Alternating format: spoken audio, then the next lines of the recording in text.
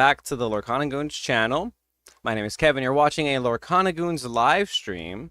That's right. We're live. We're going to go over some deck lists today that you guys can submit through our Discord. Yada, yada, yada. Welcome back. We played a bunch of games yesterday on Inktable against AI. That was really fun. So let me go ahead and just update my settings. On the screen, though, you will see that we have a Ruby-Amethyst deck. We're ready to go. And this is a Ruby-Amethyst deck that I've been trying out myself on Fight Club, and I've been really liking it a lot. It's pretty good.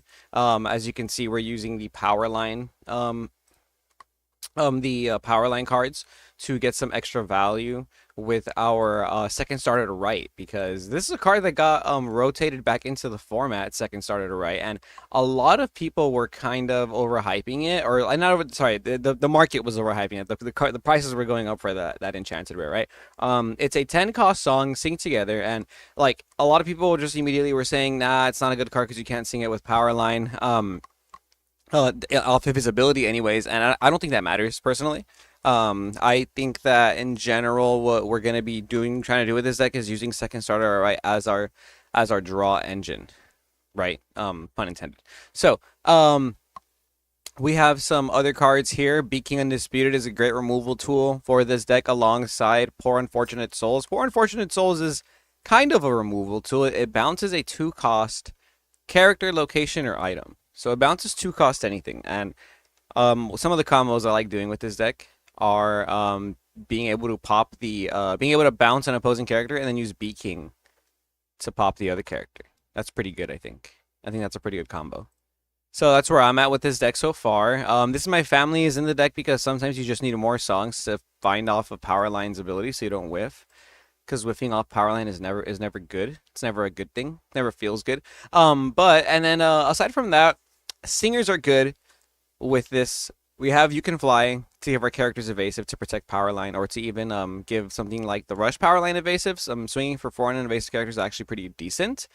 And outside of that, I think the only thing that I should mention is that Eye to Eye is an okay card. But let's go ahead and just start testing this out. I've been liking this deck a lot, though. Like, the more I play it, the more I feel like, wow, this deck is actually a good deck. So let's go ahead and start off with some games, shall we? But real quick, like, comment, and subscribe wherever you guys are watching. Hit the follow button. We're going to start off with our hand alter process. I like keeping the shift power line in my hand because it's such a crazy card. Like, it's such a power card. But by keeping this in my hand, I'm inclined to want to put away the Genie and maybe the Beaking to really try and find like this power line curve. I could even go as far as to so we're going first, right? We have two options. We can go Diablo, Roxanne into Max Goof, which is decent, or we can like mulligan into our like shift powerline card and try and find it there. So I kind of like putting everything back to see if we can find powerline plus another song. So let's see if we can see that. We'll keep a 1 cost though, because I'm done keep a 1 cost. No power line, unfortunately. That was probably not the right move, but we're gonna go ahead and ink our Bell, play our Diablo, and pass. Our hand was pretty good if we would have kept it safe, right? We'll see if we see Powerline plus song. We see a song, so it's Poor Unfortunate Souls. That's not gonna have any use anytime soon. So I'm just gonna ink another Maui Shark. I'm gonna pass and quest with the Diablo in hopes that our opponent banishes Diablo. They're playing green-red. I put them on a green-red deck. They are gonna swing into Diablo. We'll draw a card. Okay, we drew Roxanne, which is okay. It's kind of like a Mistress Me. This would have been nice to see on as a 2 cost. Okay, so now we at least have a Beaking Undisputed with a Singer Max, which is not too shabby. Now we can sing this Beaking if we need to next turn. We can set up a Roxanne. We could even do something where we go ink, play Roxanne, bounce his Bobby Zamaruski, and if he has another character, we can sing Beaking, but that didn't happen. He bounced our Max with Mother Knows Best. We're going to go ahead and I think we're going to ink this Pirate's Life because it's more of a late game card. He's not really questing. We're just going to set up our Max Goof again. Setting up singers is really important. Hey Kev, glad to see you're on today. Oh, of course. Hey Bard, what's up? I'm trying to stream every Wednesday and Thursday. I think ink table is just going to be the way to go because oh my gosh, we're going to get Beakinged. Hardcast Beaking from the opponent to clear our Max Goof. It's cool because like we have what I like about the Amethyst engine is that like we're just putting pressure every turn because now we can play Genie. We're a little off curve, which is unfortunate, but we are drawing some decent cards. So I'm gonna ink this Roxanne now because it's more of a early game card or a way to close the game. Lorcana spins. What's up? What's up, man? How you doing? How you doing? Good to see you. Good to see you on, bro. You ready for the? Are you gonna go to the 5K? DJ spins. Lorcana spins. I feel like everyone's going to the 5K that I know of. Okay, so we have some interesting plays we can do. We could either go Poor Unfortunate Souls, sing Bee King. Sorry, we can play Genie. We can draw a card. We can ink, hopefully the card we draw, if not we ink the bell. Then we can hardcast Poor Unfortunate Souls, bounce back his Bobby Zamaruski, and then we can sing Be King Undisputed with our Genie. I think that might be like the play that I want to do. If not that play, then we ink bell, set up our shift power line for next turn. He's playing a red deck, so there is a world where he might also play a shift power line. Give me 1 second, chat. I'm getting a phone call from my auntie, from my tia.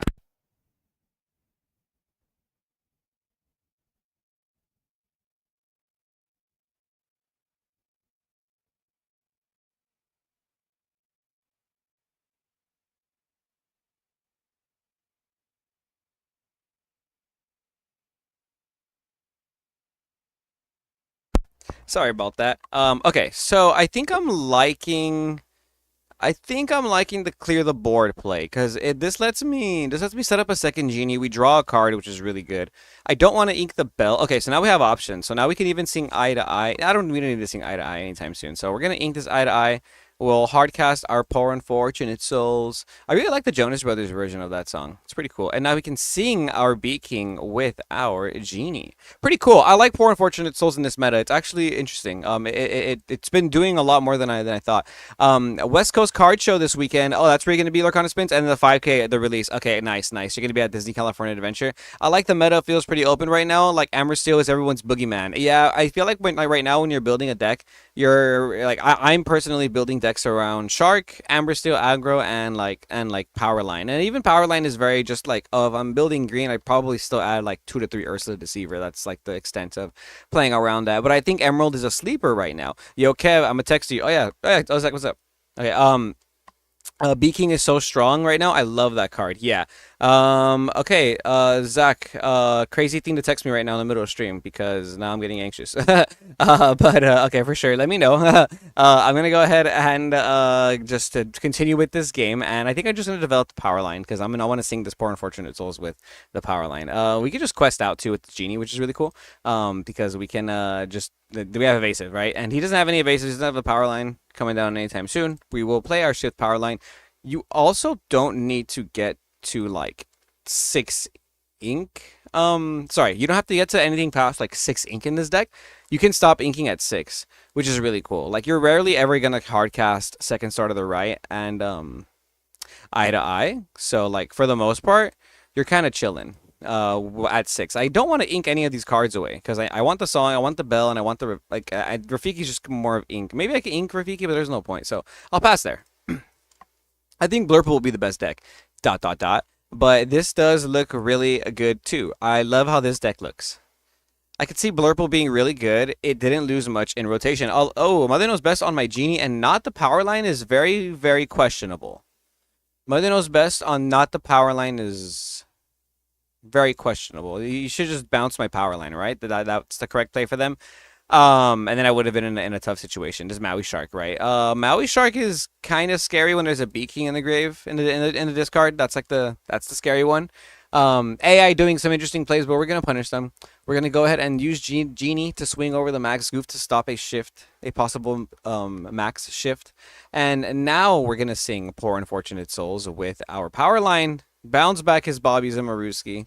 The reason I did it in this sequence is because if we see Bee King off this sequence, then we want to be able to hit this shark, and we didn't see any song, which is very unfortunate. Sometimes I think I want to play 3, You Can Fly, etc., etc.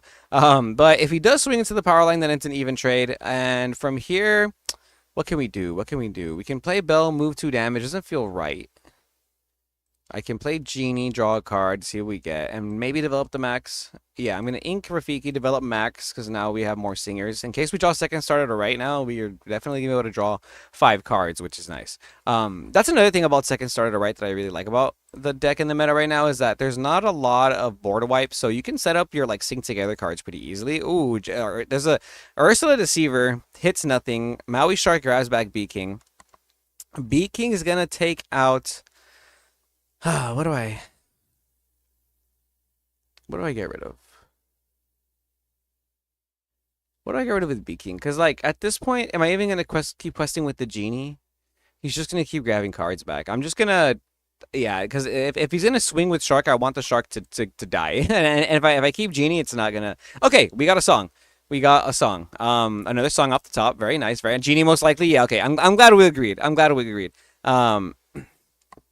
So let's see. Ember Steel. Yeah, that's why they don't lose a lot while other decks lose a lot. Okay, I see. But Blurble is just like a very consistent deck. Amber Steel, Ten Mickey, Namari, Mulan, Aurora Singer, Smash Corp. Drop the deck list in our Discord. It's like try it out. Strength of a Raging Fire, heal what has been hurt. Okay, I'm not a fan of Big Mickey. I'll be real with you. Like I feel like Big Mickey might not be it. Just my personal opinion. Please don't crucify me for that. I like that exact same deck though with Surfer Stitch. I'd rather just do it with Surfer Stitch every time. Okay, we're gonna sing Pirate's Life with the power line. Give us a song. We missed again. We missed again. Okay, I gotta play more songs in this list for sure. We gotta play more songs in this list for sure. Maybe I was supposed to play Genie and draw first. If I draw a song, I'm gonna crash out. I drew second starter to right. Get out of here. I mean, I guess I just pass. I could quest with the Max and hope that he uses no, but then if he uses I'll just pass. Wow. Okay, draw first. Draw with Genie first next time, I guess, guys. I don't know. I wouldn't have worked though anyway because I wouldn't have seen it off of the I would have seen it off the power line effect and you can't do it off the power line effect anyway, so it's fine. Okay. So let's see. I can use. Oh, there's so many things happening. This is not good for us. Is there a way for no? Only 1 damage on each of these, huh? No, I don't think power line has to sing a 9 cost or lower. No, yeah. Like it's because I wouldn't have drawn. I would not have drawn second starter right off the Genie because I looked at the top 4 cards in my deck first and there was no song. And then it was a second starter to right. So if I would have played Genie first, then I would have seen second starter to right off the top 4, but it's not a 9 cost or lower, unfortunately. So that's where it would have bit me in the butt. That is the downside that's the downside of second starter to right and power line in this. Draw like 15 cards. Blue Steel is absolutely nuts. How are you drawing 15 cards in Blue Steel? The Big Mickey circle combo is too cheesy. Like I just don't like that Big Mickey's uninkable. Like that's why I like the exact same deck. I like the exact same combo with just no Big Mickey. You just play Surfer Stitch. You just play inkable bombs. Like just playing big inkable characters is fine. The Judy Hopps the 6 cost is also another good card for that. Aerial Sonic Warrior is a good card for that. I'm gonna put you guys on some sauce. Instead of trying to bring out Big Mickey, just play for John Silver, the Floodborn John Silver. Like I kid you not. Like you'll thank me later. Like instead of trying to fit in an uninkable 10 cost character in your deck, just play the Shift John Silver. That card is so broken. That card with Lilo is so. If you guys are watching this stream, I'm putting you on some exclusive sauce because that card is that combo and that card is broken. But yeah, let's see what else you guys saying. Sorry. Yeah, I took Powerline out of my Ruby-Am deck because I had a total of like 7 songs, and I'm going heavy, low cost, and hit Powerline. We're at 20. I think it's at 19 songs. We're at 18 songs. I was at 20, and I'm going to go back to 20. We're at 18 songs. I think this could have worked, though. I'm trying to force the power line. Yeah, Max and power line sync together, which is the only downside to power line. You can't hit that kind of stuff. Yep. I don't want to spill the sauce, but I'll show you if I can. You don't have to if you don't want to. If you don't want to show the blue, I was going to play it on stream, but drop it in our Discord. The Discord link is in the description, Sin. In the description, we have our Discord link if you're not a part of it already. I think the order of power line to be good, you have to have the same ratio in the deck as Aerial, Steel, songs, 16 to 20 songs. Yeah, I mean, I have 18 songs and I whiffed twice. So to me, and that's the reason I don't play. I didn't like playing aerial decks last couple formats because I hated whiffing on aerial. I hated whiffing on aerial, and like I know how to make myself lose a tournament, and it's by getting myself tilted, getting myself mad, psyching myself out. And if I whiff on aerial, I'm gonna start psyching myself out. So I probably can't play a power line deck in a big tournament because I'm gonna start crashing out. Power line is really interesting with how little removal there is. He probably takes out at least one opposing card. Yeah, I see what you're saying. I really like him in green. I think green is the way you play him because you're able to use cards that target two characters, like stop chaos in its tracks, or you can do little combos like I was doing, like pouring fortunate souls, then seeing B King, stuff like that. Let's see. My Emerald Steel mid range is playing Floodborn John Silver. He's crushing so many decks. Yes, yeah. Hey Bard, bro, I'm telling you that Floodborn John Silver is so crazy. Like, and that card is infinitely better than Giant Mickey. That's 1,000 times better, 1,000,000 times better than Giant Mickey. Okay, we're gonna stop yapping. We're gonna set up this power line again because I really want this power line to go off. And we're just gonna ink our bell and pass. We're gonna be very, very patient. We're gonna be very, very patient. Red Steel is nuts too. I haven't tried Red Steel yet. I scratched that. I did try Red Steel. I'll show you my guys' list. I'll show you my list. It's a very strange list, different list than you guys are thinking. Oh man, Ursula. An Ursula hits our second starter. Right, we're getting cooked by the AI. We are getting cooked by the AI, chat. We are definitely getting cooked by the AI. Okay. Eesh. I think we just lose. We just lose this one. Okay, Ruby-Am Powerline Song deck still needs some work. This deck still needs some work. But if you guys have deck lists that you guys want me to check out and try, drop them in our Discord. Sin, if you don't mind, I'm going to start with your deck, and I'm going to put it on screen, and we're going to talk about it. We're going to yap about it, and I'll play it. Have you tried Powerline in Red-Blue? I lost to some dude who went Powerline Shift, Sing down in New Orleans, bring out a Powerline. Next turn, he did it again. No, next turn, he went eye to eye.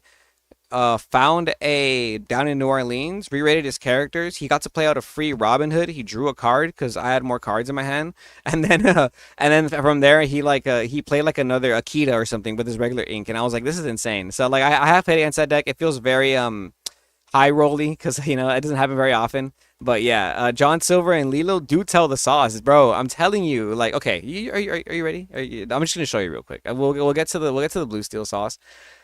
Well, let me just put you on, chat. Let me just put you on. Let me just put you on. Okay.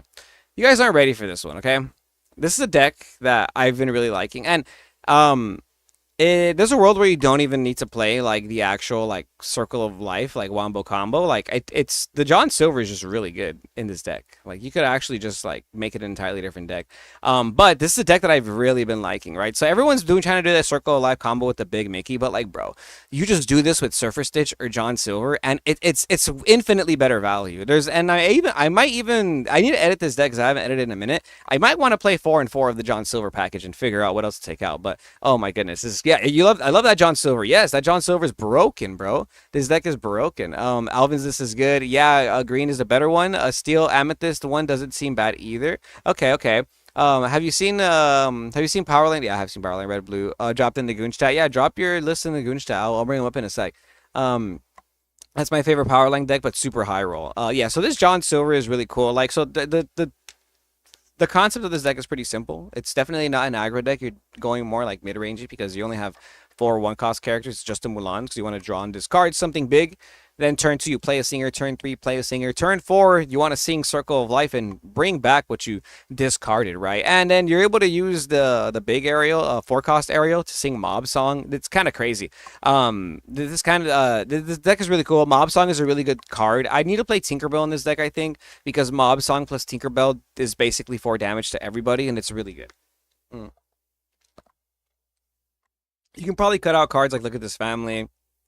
You can maybe cut out Be Our Guest, but the soft lock is when you have Lilo and Big John Silver. If you have those on the board and your opponent doesn't have like much board presence, every time your opponent plays a character, at the start of your turn, your John Silver is going to be dealing 1 damage to that character, and then on top of that, your Lilo is going to be able to quest and give that John Silver the ability to challenge a readied character. You can even yeah, there's just like having that in a simplified game state is really important because every time your opponent plays a character, you pretty much guarantee that you can deal 6 damage to that character now. Because this John Silver has resist +2, and there's not many 8 strength characters that are going to be able to like deal damage into this thing. You know what I mean? So even if it's like something like unless it's like an evasive character, that's kind of where you're stuck, right? But yeah, I like this deck a lot. I like this deck a lot. But let me go ahead and bring up the blue steel list, and let me go ahead and check out your blue steel list. Okay, deck list section.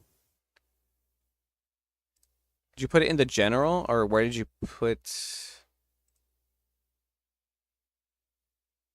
Oh, one sec. Nope, this is green red. This is there you go. Sin blue steel, 62 cards. I like it. I like it. I'm not opposed to more than 60. Oh, this looks really consistent. This looks really consistent. Let me go ahead and just bring up the image a little bigger so we could all enjoy it. All right, everybody roast Sin. Everybody roast Sin. Go, go, go. I'm just kidding. Okay, let's go. Let's see. Okay, so Jasmine, Captain Hook as your one drops. I already like that. Captain Hook is broken. Captain Hook and Rafiki are like tier 0 1 cost characters right now. I feel like you just should be playing those in most decks if you can.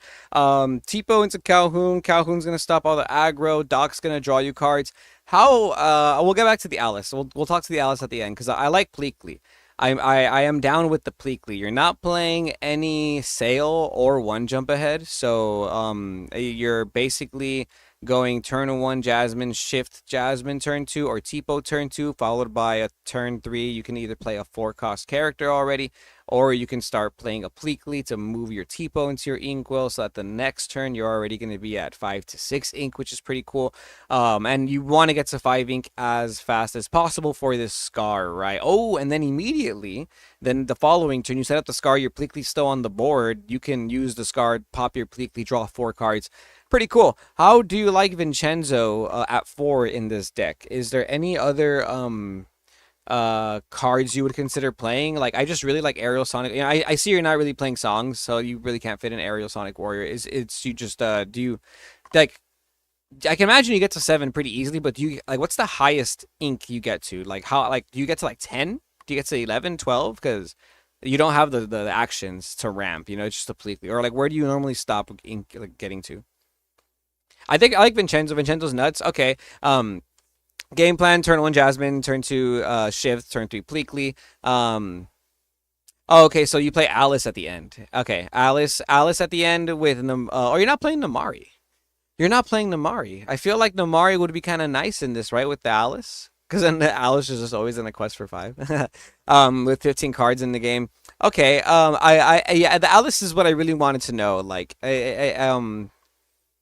is it just for the to close out the game, or is it to also get better like Scar draws? Yeah, she's not an ally. Vincenzo being removal is I mean Alice is an ally either though. It's for Scar. Yeah, so you're pumping up your allies to draw more for the Scar. Okay.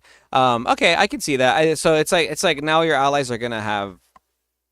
I mean, your allies are always gonna have +1 with the Scar anyways. But I get it. I want to try this out though. I want to try it out. You can get nuts draw. Yeah, no, the Scar Scar is kind of crazy. Scar is a very goated card. I think this card is gonna be interesting. Oops, no, export to Inktable. Let me bring it up on Inktable real quick. Scar Quest, chuck it on Lawrence. Draw 11 is Draw 11 is outrageous, and it's so cool now that you can like do stuff like that without the fear of decking out due to whole new world. You know, we'll try it against Blurple. Let's see if our Sapphire deck is better than this Blurple Sapphire deck, shall we? 62 cards. All right, Sin. Let me know if I'm doing any incorrect plays or lines. We're gonna start with our opening altar hand process. I'm gonna put back the Uninkable Scars. I usually don't like keeping Doc in my opening hand. And I feel like I'll put away the Alice too. That way I can go turn 1 Hook, turn 2 look for a Tipo, maybe turn 3 Pleakley. I want to keep the Pleakley. I want to keep some ramp. I'll put back these 5. I've not lost the Blurple yet. Okay, you literally chuck everything but Pleakley. Oh, okay. Well, I kept the Hook to be safe. So I will ink a Hook, play a Hook. What else are you looking for in Europe? What's your ideal hand, Sin, for the people? Like, what's your ideal hand? You're greedy for Jasmine? Ah, okay. So you want to open up the Jasmine Guambo combo. Since we have Vincenzo Santorini and we have 1 ramp, 2 ramp, 3 ramp, we're gonna go ahead and ink our smash because Vincenzo has a smash on play, and I get the feeling where we might even get to him at some point. So we're gonna play Tipo. Do we even do we just Tipo the Vincenzo? Do we Tipo the Vincenzo? Or do we Tipo away our other Tipo? I mean, either we're gonna have to ink something. It's probably just Tipo the Vincenzo. It's okay. We'll quest for 1. They didn't play any characters. We're chilling. We're chilling. You're greedy for Jasmine. Because she replaces herself in the shift target in the ideal situation. Okay, okay. All right. So they're going to ink 2. Ooh, here's the Jasmine. I don't want to set up the Jasmine quite yet because we can set up Pleakley into Scar, and I think that's a little better in my opinion. So I'm going to ink the Tipo because he's low value now. I will quest first with our Tipo here. We'll play our Pleakley. Pleakley's effect is gonna go off. Pleakley gonna trigger. Damn, now we're already at 5. That was pretty good. That was pretty good. I'm not gonna quest with Captain Hook. Just at this point, we're just gonna keep him healthy. Keep him healthy. Through a red-blue PL list and a deck list chat. Awesome. Thank you, Zach. Thank you, Zach. I think DJ Spins also has a red-blue. Oops. So I'll go over both together. Okay. So Scar has to be exerted. Oh, we have Jasmine line too. Okay. So your ally characters get +1. At the end of your turn, this character is exerted. Do some stuff. So we can play Scar, or we can play Jasmine. I think Scar is a little bit more high impact, and he's playing Blurple, so I want to play the Scar before they can play the Hades. Yeah, there you go. We want to play Scar before they play the Hades. That's my opinion. And like, there's honestly like a world where you like don't. Well, no, I guess you always. I guess you just never stop inking because you're pretty confident that this Scar is about to go off, right? I will use Captain Hook to just go ahead and swing into this Tipo. Bro, I have a new list. Lucky, you know the drill, bro. Drop it in the chat. Drop it in the chat. You want to see Alice here? Okay. Okay, I just read the shift Jasmine. I only have one question. Yeah, I'm about to draw 13 if I draw Alice. That'd be crazy. WTF? What's up, Bard? What's your question? The shift You haven't read shift Jasmine yet? This card's broken. Okay. Very interesting. No Alice, but we drew a dock. So I'm very inclined to ink Jasmine, play dock, see what we get, because we're gonna draw a bunch of cards at the end. My question was WTF. I'm dead. Oh, I'm so silly. I'm so silly. Play both there. Really? Really? How many songs do you play? Oh, you only play strength, right? You only play strength. Okay, okay, yeah. I guess you're not really digging for much. Like, if you ink and play, you have 5 ink left. Like, what's the best thing you can find off of that? I guess you could find another Scar, which is not that good. I guess you find Smash. You're right. Or but like best case scenario, it's like Smash Calhoun, and even then, that's probably not likely. Okay, you're right. You're right. So we'll play both Jasmine and Dockerton. Let's see a strength. Strength would be crazy here. No strength. That's okay. That's okay. I'm gonna keep the Pleakley and ink the Jasmine because we already have a Jasmine, and I do want to ramp up this dock after. So, what's cool is that it's this card's exerted, so we can actually just swing twice. We're getting so much value off of this Scar right here. We're gonna go Scar, swing into the Couscous, which is fine because this Genie can't even clear the Scar on his own. He's gonna need something like Yelena. And honestly, like I'm pretty sure he's getting to 7 ink. When Blurple's gonna get to 7 ink, you know that Hades is coming down. So at this point, we're just getting all the value we can from the Scar. Scar is gonna go off. We're gonna go ahead and what is it? Draw cards equal to the strength of a chosen ally, then discard 2 cards and banish that character. So we're gonna use this ability, draw 4 cards from this Pleakley, and then discard 2. Oh, here's the Alice. Here's the Alice in case we're gonna keep an Alice in case he does not have Hades, which is gonna be really strong. And I don't think we need Smash. I think we just want bodies now. You see the value now, huge. Yeah, yeah. The Alice is kind of crazy because now the moment. Oh no, there goes into the unknown. That was expected. That was expected though. Like it's either into the unknown or Hades. Unfortunately, I discard. Sometimes we're lucky, chat. I discarded Smash because I knew I was going to draw Smash off the top. Right, Sin? That's how we do it. We just draw Smash off the top whenever we need it. That's why you keep Smash.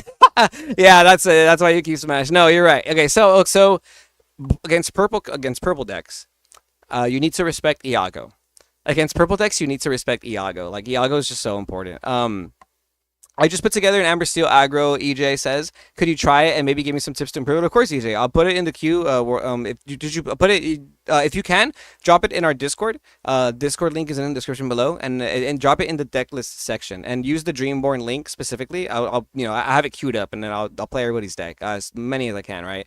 Let's see. Sorry, let me keep reading you stuff. Jasmine's gonna get us some cards too. Yeah, Jasmine's gonna get us some value right now. I like that. If you do Jasmine, then Jasmine Shift, then Pleekly, you get 2 ink instead of 3, so you go straight to 5. Ooh, is that? Oh, that's what you want to do. You want to literally use Pleekly to hit your shifted Jasmine. That's kind of nuts. You ink a lot there. Okay, interesting. Yeah, you play all 3. That's why we keep Smash. Oh yeah, so we have a bunch of stuff. We have Pleekly, Alice, and a Lawrence and Smash. We have 9 ink. I'm gonna just first quest with Jasmine to see what we get to our hand potentially. Hey, thanks for hitting the follow button. Really appreciate that. Who was that? Who did that? Huge shout out Max McCartney. Appreciate that, dude. Thanks for joining Goon Squad community. Let me go ahead and bring up my Twitch so I can make sure you always see that. So we're gonna add an ally, and we whiffed. No allies. Very unfortunate. Poor unfortunate souls. So here we'll play the Smash. That's the first thing that is problematic is the Iago there. Now I want to play Pleekly, so I will quest with the dock first. I'll play Pleekly and we'll continue to ramp so we just have an excess amount of ink.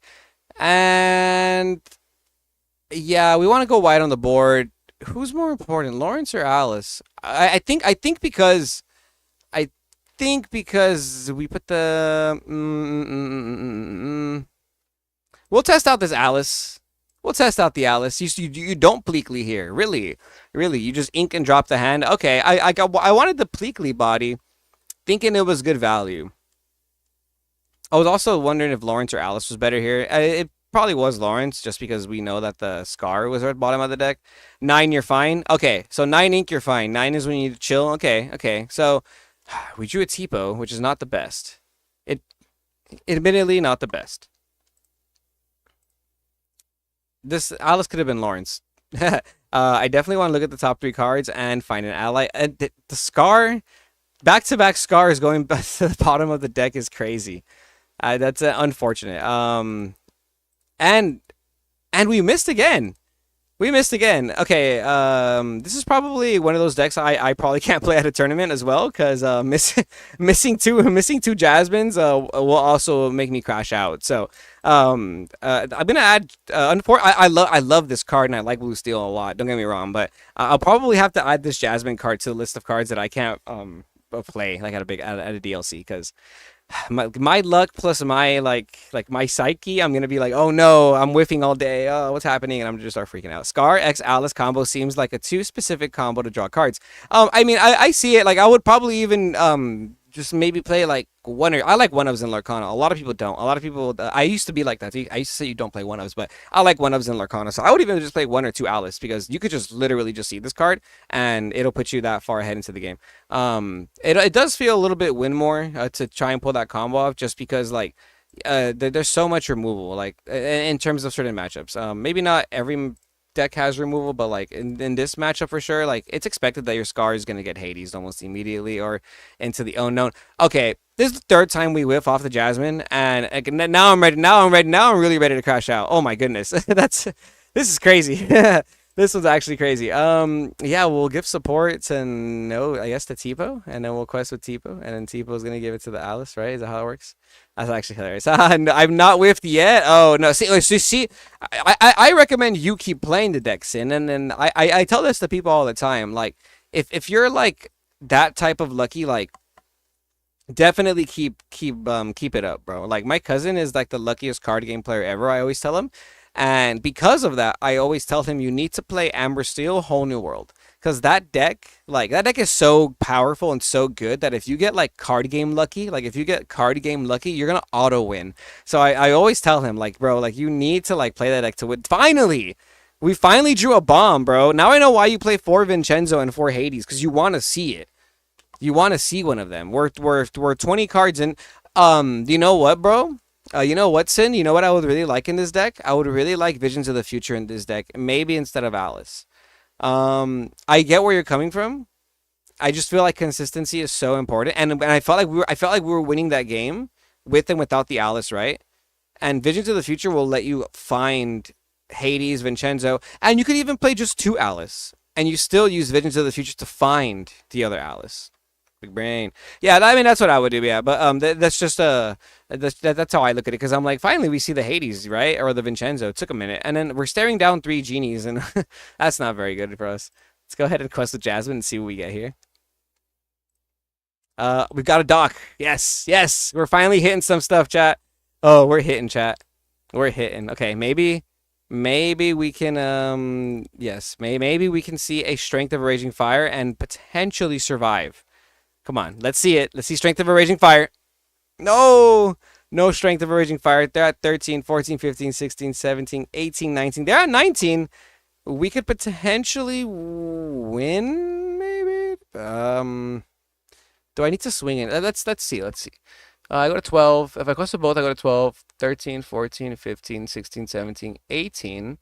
Is there a way to give my Alice the 10 strength? 3, 4, 5, 6, 7. No. Tink doesn't work here. You need Tink. Lawrence here would be fire. Yeah. I mean, I'm luckier than your cousin. That's why I have a winning streak versus him. That's crazy, big brain plays. That's crazy, Lucky. I'm gonna ask him. I'm definitely gonna ask him. Play one more game. No, I agree. I can see the value. Don't get me wrong. I can the fact that the combo exists. Like I can agree that the value's there, and I can agree that it's a good card. I just probably wouldn't max out to play four of it. Just because of the way I look at like deck building or the way I like would prioritize certain deck building. We'll see what happens. I mean, we don't get to 20, unfortunately. It's just 12, 13, 14, 15, 16, 17, 18. Is there any way to gain extra lore in this deck? Vincenzo Smash, you win?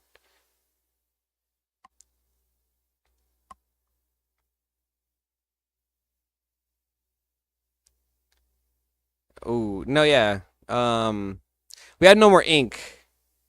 So, rip. GG. GG. No, yeah, Vincenzo Smash, and but then we couldn't kill the Elsa. Too many evasives, too many AI draws always. That's yeah. No, the AI is crazy. AI is crazy. I like that they improved the AI for Ink Table because like it actually is like way better testing than what it used to be, and I don't feel like awkward just playing Lorcanito. I mean, sorry, I don't feel awkward playing Ink Table on stream anymore because it's actually like relevant, kind of. Could you next turn just quest out, move support to the quester, at least questing with Alice? What is looking for? It would have been like 7 Alice would have had like 7 strength total. But I do want to point out, I do want to rightfully point out that Alice could have been a Lawrence because I inked Lawrence and played Alice that turn instead of playing Lawrence inking Alice. And that Alice quested at least twice, so that's 2 more lore I would have had. There's a world where I maybe could have won if it was Lawrence instead of Alice. I don't know. But thank you, Sin. I really appreciate it. I see the vision. I definitely see the vision. I think Scar's broken.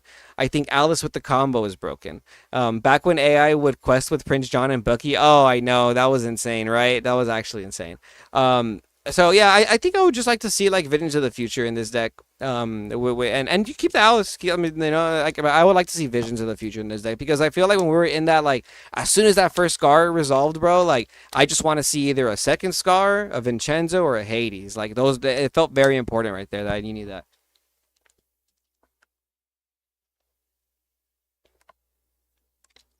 It's also really good to find a dock. Like whiffing off the Jasmine is like whatever because what I really like about Jasmine is that the shift cost is so low. The stats are decent. It's a 4-2-5, so it's gonna survive a lot of like challenging and board interaction. And you're questing and getting an effect. It's a 2-for-1 whammy. It's a 2-for-1 sale with Jasmine. And when you whiff off the effect, it doesn't feel as bad, right? Because you're still questing. Like you're gonna quest anyway. So that's why I like. What's up, Goons? What's up, Team Misplay? How's it going? How's it going? The dig of Sapphire is what makes it so strong. When you simplify the game and then Sapphire has all that dig, it's insane. It's insane. Let me pull up another deck list because we do have to get we have to be courteous to everyone's lists. So where do we start? Where did I leave off on? 1 second. I'm trying to find where I left off on. This from today?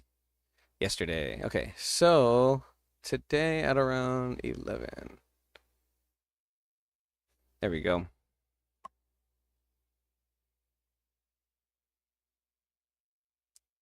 DJ Spins, I got your red, blue. Oh, you know what? DJ Spins, Mr. Spins. Drop your link again, because when I click it, it just takes me to like building your deck. So drop the link one. Oh, oh, you did drop it again. Power line control. I see it. I see it. Okay. I'm gonna bring up a Haybard first because his link was technically first. Budget line. This budget line deck is cool, by the way. Who has this? Budget power line. Pretty good. What up, my goon? Pretty good. Pretty good. Hey, thanks for hitting the follow button. Who was that? Woot? What's up, Woot? Thanks for being here. Huge shout out. Huge shout out to Woot hitting the follow button. If you have not hit the follow button yourself, definitely hit that follow button. Subscribe. Like, comment. Everything, everything. Okay, okay. Ooh. Where are we at? Where are we at? So, Blue Steel, very strong deck, very strong deck. Shout out Sin, shout out Sin. I really appreciate you sharing the sauce. I want to look at Haybard's Green Steel deck real quick because we haven't looked at Green Steel yet at all. In this like series of videos that I've been doing and streaming and with Zach. So let's bring up this Green Steel list. Bam. We got Green Steel list here by Haybard. Haybard the Fourth. Sir Haybard the Fourth. With the pirate deck, with the pirate booty. I love it. I haven't even looked at this list. I already love the name. I already love the deck. Pirate booty. Yep. You know what? I got one problem. I got one problem with you, bro. We have to play the Daisy Duck Pirate Captain because that card is an enchanted rare, and I have like 4 of them, and we have to make that card go to the moon, bro. Come on, bro. We got to play that Daisy Duck Pirate Captain, bro. Let's go. Let's go. What the heck is this? Okay. Any decent card draw for Ruby Steel besides stock? I like the idea of Ruby Steel challenge, but seems like it might stall out. If you're trying Ruby Steel, Corey, try out a package of Singers with Beyond the Horizon. I feel like that might be one of your best bets with some draw engine. Alongside that, you can play Medallion Weights because I know Ruby Steel has a couple different cards that say this character can challenge readied characters. The problem with that is that all those characters are uninkable, so you kind of have to pick and choose.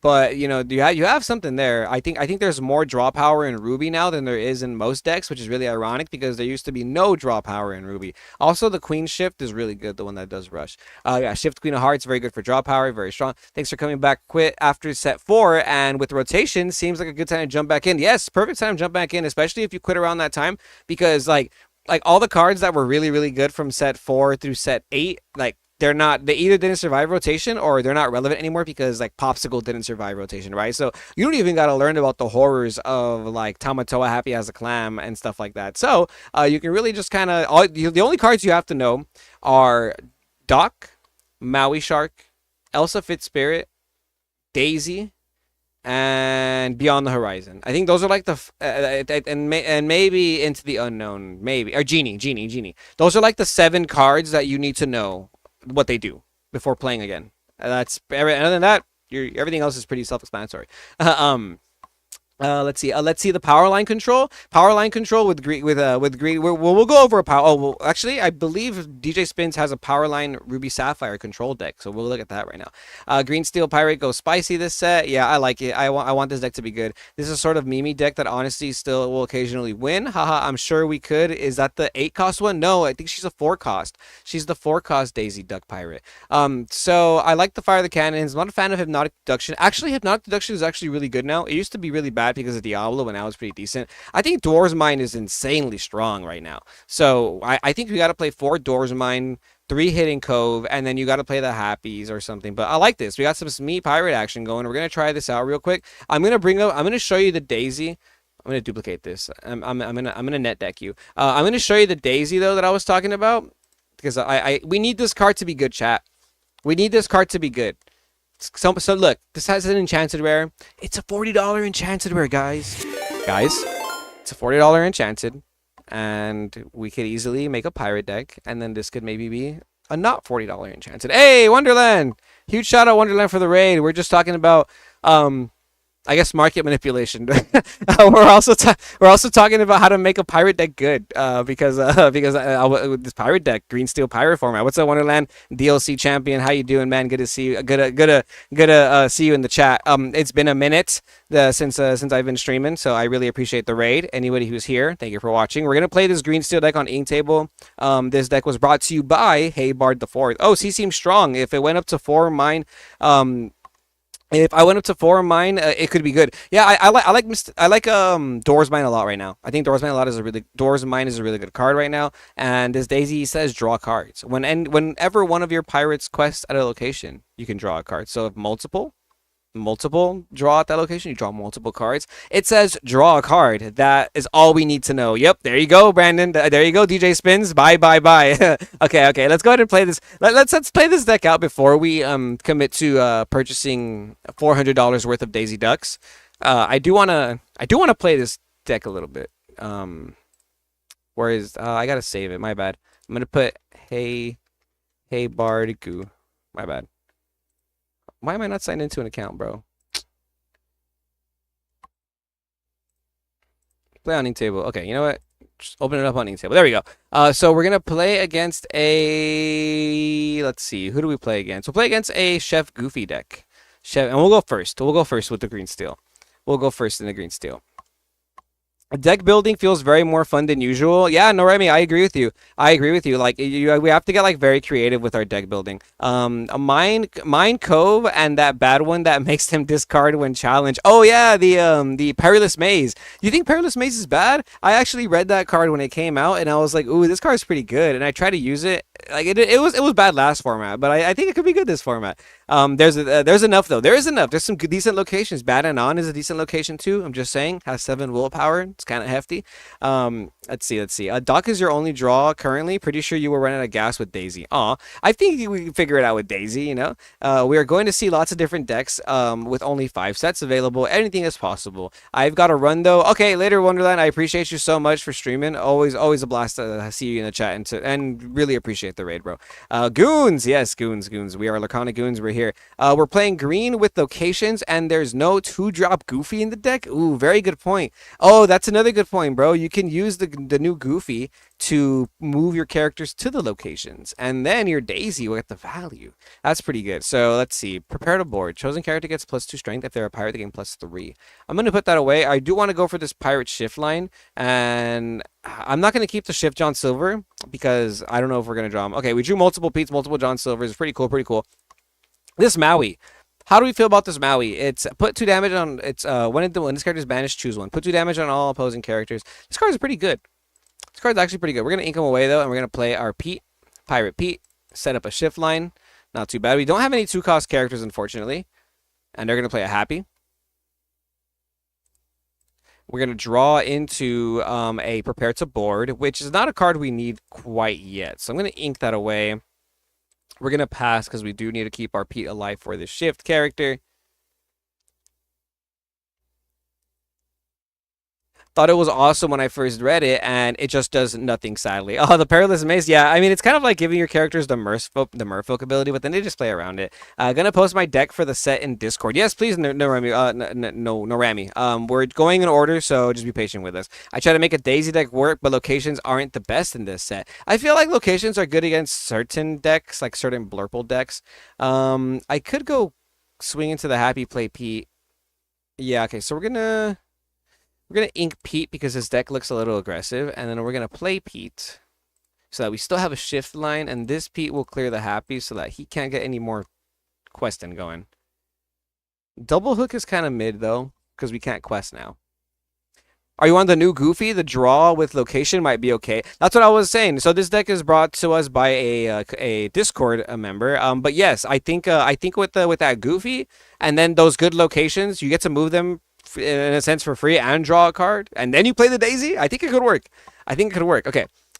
We will challenge a hook with our Pete, and we're gonna go ahead and punish him right here. I'm not gonna shift immediately yet because I want to play this John Silver and stop him from swinging with this Captain Hook. And then we're gonna go ahead and ink our Hypnotic Deduction. He can swing with the Lawrence, but if he does, then that means we get a better check. Okay, so you're just gonna quest with a Captain Hook and And they are going to swing with the Lawrence. Okay, cool. So now we can clear the Lawrence away with the John Silver. That's fine. I'm okay with that.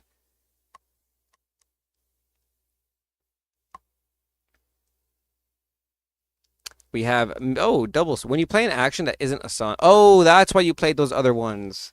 You may ready chosen pirate character. So you can swing twice with this. Okay, okay, okay. That makes way more sense. That makes way more sense. I like this like John Silver kind of lock. If we draw the shift John Silver, ooh, it's over. It's over. We don't have any actions to play. I will play this John Silver to stop his Captain Hook from getting active there. We'll ink this Mistress Me and we'll pass. I'm just getting to this Pirate Pete here. We don't have a lot of draw power though. Hook underhanded might be the better play than Daisy. Who's Hook underhanded? Is that the Strength of Raging Fire kills our John Silver? Is that the one that grabs back Fire the Cannons? Hey, could you uncheck scale UI elements to resolution? Oh, I have no idea what that means. Is that even a real comment? Is that spam? To see the semi captain is great once you have actions, but it does nothing at other times. Okay. Oh, okay. Now we have to decide. Do we ink to get to P or ink to get to Maui? Oof. Okay.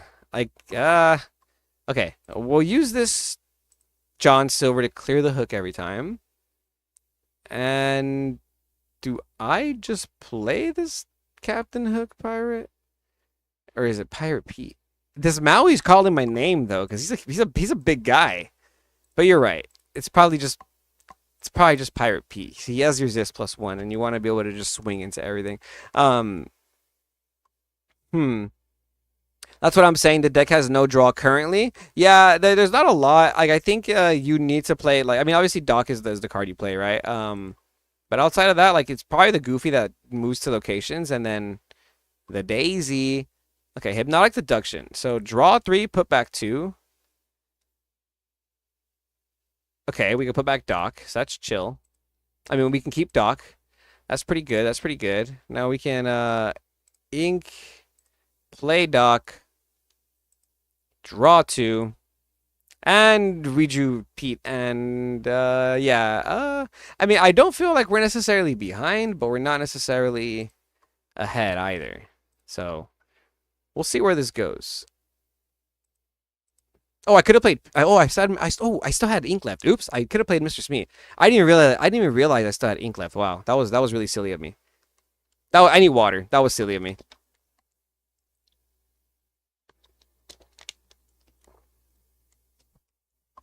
It's to see cards better so they don't get cut off. Is it on the ink table settings? Oh, scale UI elements to resolution. That's what you said, right? Turn it on or off? Could you uncheck scale? Okay. Is that better? Does that make more sense? Let me know if that's better. Okay. Twin Fire. Okay. Twin Fire, not too bad because we can actually use it. Yeah, so Twin Fire discards me. Oh, but then we can't play this Big P again. We could go. I've never seen ink table like this either. Thanks for the tip. Thanks for the tip. Who was that? German? Interesting. Yeah, thank you. Appreciate that. Yeah, I didn't know that you could see the full card. That was actually hilarious. Okay, so we're gonna go ahead and use this Pete to challenge into the Sven because he's a big boy. We still survive there. Twin Fire can hit 2 and then but then I can't play Pete. I could just play. Oh no, I could play Mistress Me, and then I can play Twin Fire. I can deal 2 damage to this. I can not discard because I want to keep the Pete. I can re-ready my Pete. Oh, broken! Look at the plays! The plays! Those are the plays, bro. Those are the plays. We'll swing into the location now. And then we'll use this Doc to swing into the Robin. Okay, pro plays right there. I see the Captain Semi capabilities. Hey Bard, very interesting. Okay. That was a cool play. We got to swing twice with our Pete there, and Pete had resist, so we're just getting a lot of value. Yeah, I didn't know ink table could do this, dude. Thank you so much for that. This is sick. Now we actually just see the whole thing. Ooh, now we have would you shift Semi? When you play this character, deal damage to chosen character equal to the number of pirates who haven't played. So we're dealing 1 damage if we shift this. Oh, and we play. Oh, so we don't even have to shift it. We just play him, deal 2 damage instead. We'll do that. No shift. We'll play the Smee, deal 2 damage to this Happy. All right, okay, we're cooking. We're cooking. Now we've simplified the game state, as I like to say. Simplify the game state. 3 drop whenever the character is challenged, draw a card. It's a 1 tech strength. What card are you talking about? Also quest for 2. Oh, hook. Oh, the hook underhanded. The hook underhanded. Oh, yes, it's a 1/4. Yeah. Oh, I do like that. I do like that. And and then you can shift it. Then you can shift it. You're right. I do like that card a lot. Especially right now. It's like an interesting meta where the only out to that card is like strength of a raging fire with 4 characters, or your opponent has Sisu. Yeah, I like that hook. That hook is actually pretty good. Aaron, thank you for recommending it. Yeah, Bard. Maybe you want to try that one. Inktable HD remastered. Yeah, I like that. The 4K remix. The 2025 remix. I love that. Ooh, this is one of my favorite cards. Mosquito Bite. This card's hilarious. Oh wait, we're supposed to. I'm so silly. We're supposed to do that after we quested so that we could re-ready one of our guys with a Smee. I'm so bad at this game when I'm not paying attention. So bad. But we're going to quest with everything. I'm pretty sure we win now because we have 2, 4, 6 questing right here. 7. We're questing for 7 every turn. And next turn, they can't clear our pirates. They cannot clear our pirate gang. Okay, hey, Bard. So, I would just say I would really like to add the Daisy, the Goofy that moves to locations, and maybe that Captain Hook that Aaron was talking about, where you can actually get some extra value and draw. Hook paired with Louis, who makes your opponent have Reckless, might work too. Oh, that's pretty good. Is there any songs that give Reckless?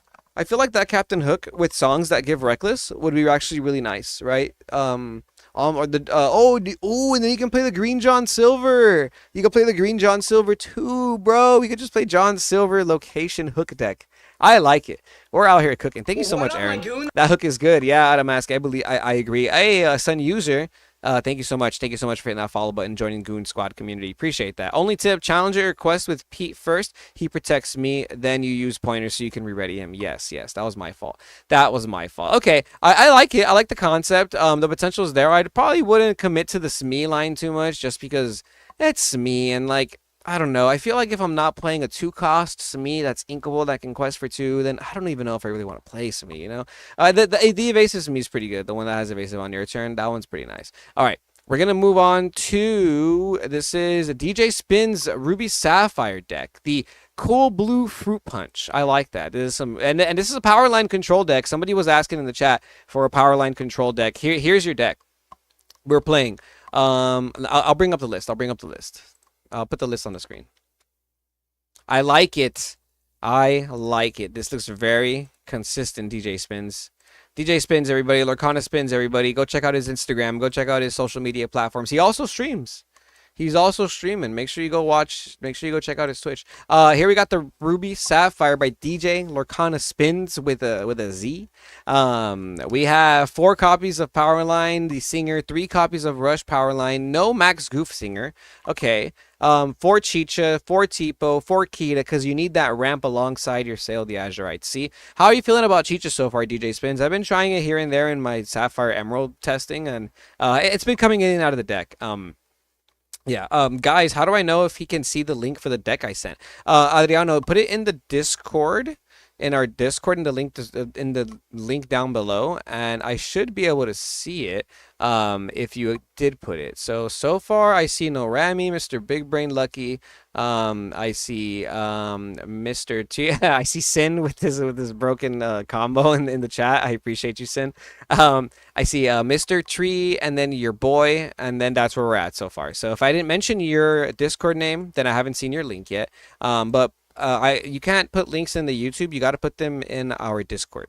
I sent it in the chat. My bad. We'll see if so the Discord link is in the description below. It's just because the YouTube doesn't allow links directly. Hey, thanks for hitting the follow button. What was that? Jack Frost. Appreciate you, bro. Appreciate you for following. So let's see. Ruby-Sapphire. What's good, JDV? Oh yeah. That's right. Also, congratulations on the girl. Oh yes, congratulations. Oh yeah. DJ Spins. Congratulations on the baby, bro. I completely slipped my mind, man. Congrats.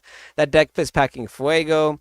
DJ Spins with the great stream. I recommend giving him as a follow as well. Yep, there you go. Chicha Kita is Chef's Kiss. Okay, because you go Chicha, and then next turn, or then 2 turns you try and ramp into the Kita, or how does that work? How does that work? Or you go Tipo, then you set up a Kita, and then you set up the Chicha and start going Kita over and over again? Is that the way you do it? Can also hit it with All Is Found. Okay, so Chicha with All Is Found. Chicha is cute, but I feel like it never lives. Who am I seeing at Collectors Expo? Ooh, JDV. I'm not going, unfortunately, but I know a lot of people are going. A lot of people. Do I say yes in the decklist discussion, Adriano? Please, please. Yeah, a lot of people are going to the Collectors Expo. I wish I could go, but it's opening weekend of Fabled, and we're gonna have to do some business at our collectibles booth. So priorities, you know what I mean? But I hope they are going to stream it. I'm going to be watching from home. We're going to be playing against Pandaric's green-purple deck from yesterday, DJ Spins, and his deck is kind of a controlled deck. But we're going to go ahead and start it up. Dude, Pokemon World looked nuts. Pokemon World is crazy. Pokemon World is a crazy experience. Tipo, Kita, Chicha. Okay, Tipo into Kita into Chicha. Okay, that's the line. Okay, okay. So we're gonna put away the dragon, the power line. We have Kita. We have Tipo into Kita into power line, which feels right. That feels right, right? I want that. I'm gonna keep these 3 because we have an easy. Cool. Oh, we have a really good line here. We're gonna ink our Kita because we have 2 of them. And we're going to pass. Next turn, we can Tipo. The following turn, we can set up a power line, and then we can shift. And we have Beaking. Is that the play? Or we can go Tipo into... Next turn, we go Tipo again. Tipo into power line. Then the next turn, I'm going to have 5 ink. I would shift. I have 1 left over. It can go... Okay, so I'm going to ink the shark, I think. I think I ink the shark because we have just multiple sharks. I want to keep the Chicha. I want to keep the... I mean, the Chicha. I want to keep the Kita. I want to see what the... Is it the... What is it the Kita doing? It's either ink the Kita or ink the Tipo. Because next turn, I'm going to commit to this power line. And then a turn after that, I'm going to have 4 ink. I'll have 5 to play with. Tipo's not going to do much there anymore. So I'm going to do that. I'll ink Tipo. They're going to quest with Peggy. They're going to ink an Iago, play a Royal Guard, and a second Royal Guard. It's kind of mean. That one's kind of mean. Okay, double power line. Very cool, very cool. Now I can Kita instead.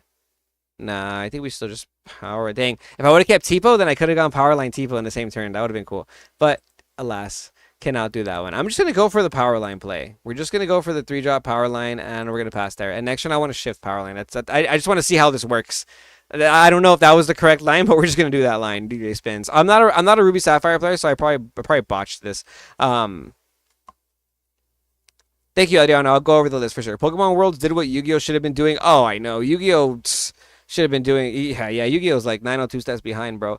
This is about to be amazing. I feel like there's a lot of ramp for ink in this deck, but I don't see much draw power. Yeah, I feel like that your value is going to come from your shift lines for the most part. Oh, you know what? There was merit to me. There was merit to me playing this power line last turn instead, because this turn I could have. No, it didn't matter. I couldn't have shifted, and shifting costs the whole 4 ink. It's okay. So we're just gonna do this. We're just gonna shift. We're gonna hope to see one of our songs now off of this. Hopefully we see Dig a Little Deeper, because we don't have any available targets for Tipo. Too much cards wasted on ramp. Yeah. Yeah, I mean, I only ramped the once with Tipo. I guess the Kita, but then I like Kita because it doesn't waste cards like that. But we'll sing our Beaking and hope to see down in New Orleans here. If we see if we see Dig a Little Deeper. Sorry, no Dig a Little Deeper, but we did see another Beaking, which is cool because now we're just gonna do that again. Just remove 2 cards from the board. That was kind of nice. We got to remove 2 characters for no reason. And I guess we'll pass there. Honestly, now we'll ink this power line because we want to get to 6. Because if we draw another Maui Shark, I want to play that Maui Shark. But once again, I feel like you don't really got to ink past 6 in this deck, right? Yeah, you're high. Oh, I guess 7. You are playing Mally Dragon. And it's a Ram deck, so I'm sure you want to ink as much as you can. But Here's the Hades, which we cannot use at the moment. And yeah, I think Powerline. I do not want to use him to challenge into this guard in case I draw a song. So we're just not going to do that. Yeah, I've seen this deck played with like down in New Orleans.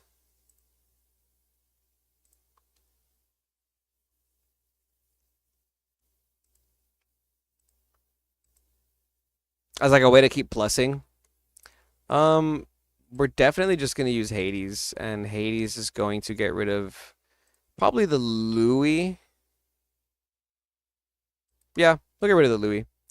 Tipo has Reckless, so Tipo will challenge the Royal Guard, and we'll pass there. I'm not going to swing with my power line because I'm just waiting for a song.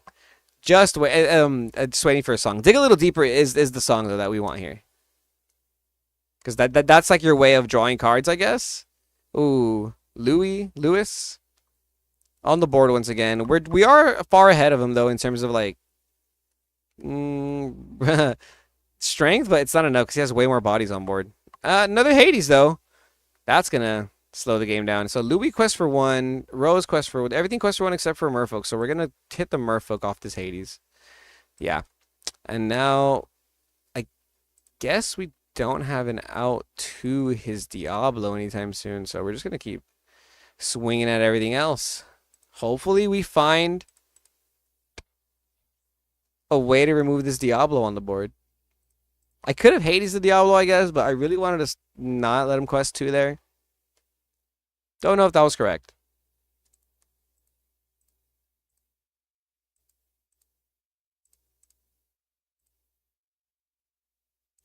Dig a little deeper. Okay, so we lose our power line, and we see a Maui Shark now. Now we have an out to the Diablo. Yeah, you're just playing bombs, and like at some point, like your bombs are just better than the opponents every time because you get to play cards like Pirate's Life and Bee King. But if we don't see Pirate's Life soon, it's not going to be good for us. When you play the other red-blue power line deck, you want to first sing with power line to be nothing we won't do, so it re-readies and stays safe, or can sing another song. Oh, I see. Yeah, because that's the one that lets you grab back some stuff. Okay, so we're gonna swing over his Diablo with our Shark. Grab a Bee King. We're gonna challenge the Louis with our healthy Hades. We're gonna save the Bee King in our hand because we need to out a readied character now. Because he's at 16 or oh wait, it's Timothy Q Mouse. They'll let him get to 18. Ooh,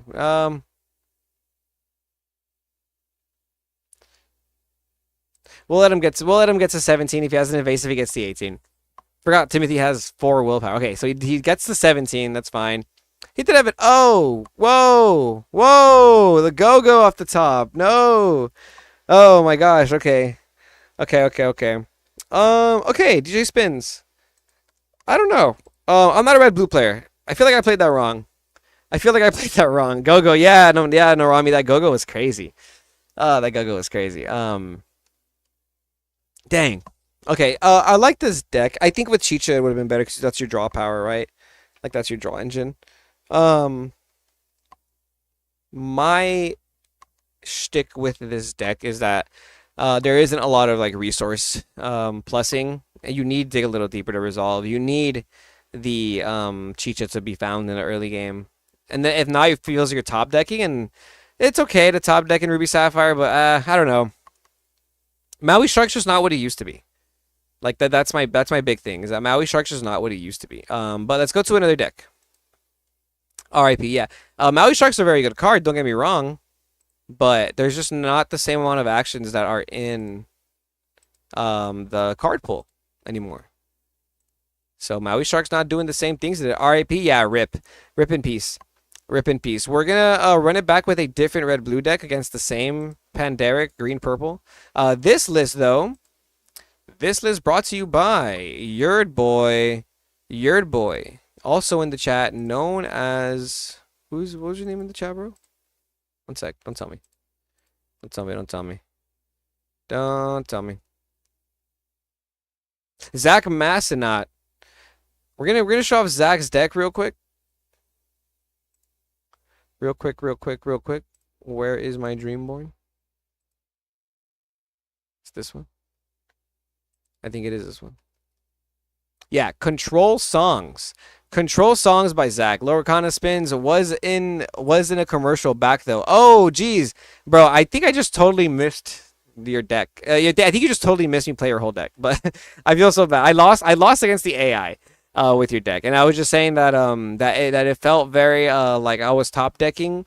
Which is not a bad thing in Red Blue, obviously, because you have visions of the future and stuff like that. But it did feel like I missed the old days where Maui Shark top decking was a lot more scary. I felt like, dang, I don't have much to top deck. Because before it used to be, oh, they're going to just get back how far I'll go and stuff like that. We don't have those cards. I probably played it wrong, though. Like, I did like a weird, I didn't know what lines to go, like who to prioritize. Because I went like Tipo into Power Line, into Shift Power Line C B King, and I saw a second B King, and that was kind of the extent of my combo. But like, I was off curve, so maybe I should have gone Tipo into Kita, and then ramped into like double Singer and then Shift Power Line. I should have been more patient. I tried to do it like turn 4. You needed the Kita instead of the Power Line in that spot. Power Line is priority if you don't have Tipo Kita. So okay, so Tipo Kita always just better line. Yeah, the moment I like saw the game play out, I was like, cool. I figured that's where I messed up, and I kind of just wanted to get your opinion on that. So for clarification, so Tipo went to Kita. And then it probably made more sense, so you can go Kita effect, you get 2 ink, and then you can play double Power Line. So so at that point I would have 2 possible targets to shift on. And then the next turn I can go Sing B King and then go from there. Okay. I like that. Okay, I'll try it again on my own private time. I do want to use other people's decks though. We do have a second Ruby-Sapphire, and this one's playing 1 jump ahead, and I have like 20 foil 1 jump ahead, so I'm a little biased here. I gotta try this one out. So we got Ruby-Sapphire songs, Control Songs. This one featuring the Down in New Orleans combo, which is gonna essentially let us sing this song and bring out any 6 cost or lower character. If you sing this with Powerline, you can look at the next 4 cards, find it again, sing it again. It's kind of crazy. So that's what we want to do here. We're playing against green purple. We're going first. We open up double shark, a 1 jump ahead, a nothing we won't do, and a Donald Duck flatfoot. I kind of like Donald Duck, but it's not worth keeping in the opening sequence because I think what we're really looking for is the power line cards. So we'll look for the power line guys, and there's no Tipo in this deck. Interesting. No Tipo. Interesting. No Sale either. Very interesting. Very interesting. I'm going to ink this Maleficent Dragon. I don't love Eye to Eye, but this is more of the list I was thinking. Yeah, I can see it in this list. Eye to Eye is technically draw power. Dino is fun with Powerline and a bunch of dig. Dig a little deeper. We're going to go ahead and ink our... We'll ink our Lilo, and we'll play the LeFou because I do want to sing this 1 jump ASAP. And we'll pass there. I like how we call Down in New Orleans Dino. It's kind of fun. It's very funny. All right, they ink Hypnotic Strength. They're going to play Merfolk and a Palace Guard. Very nice, very nice. We're going to have to ink away our... I'll keep the Pirate's Life just in case. I'm going to ink one of our Donalds, and I'm going to just hard cast. I guess there was no point in like, playing that to sing. I thought I was going to be able to play something, but I guess not. And from there, we'll pass. Was it only 56 cards? Oh, you know what? Sorry. That was my. I'm gonna start over because. Oh, I didn't even. Thank you for pointing that out. Thank you for pointing out, Aaron. Inktable does this glitch where you always have to manually add for Eye to Eye. So we were playing without Eye to Eye in this deck. I did add it to the other decks last time though. But yeah, we were playing. So we'll start that over. Something didn't come over. It's the Eye to Eye. It's always the Eye to Eye for some reason. But so we'll start over. Pretend that didn't happen. Now we have Down in New Orleans and a ramp situation going. How do we get to the Dino?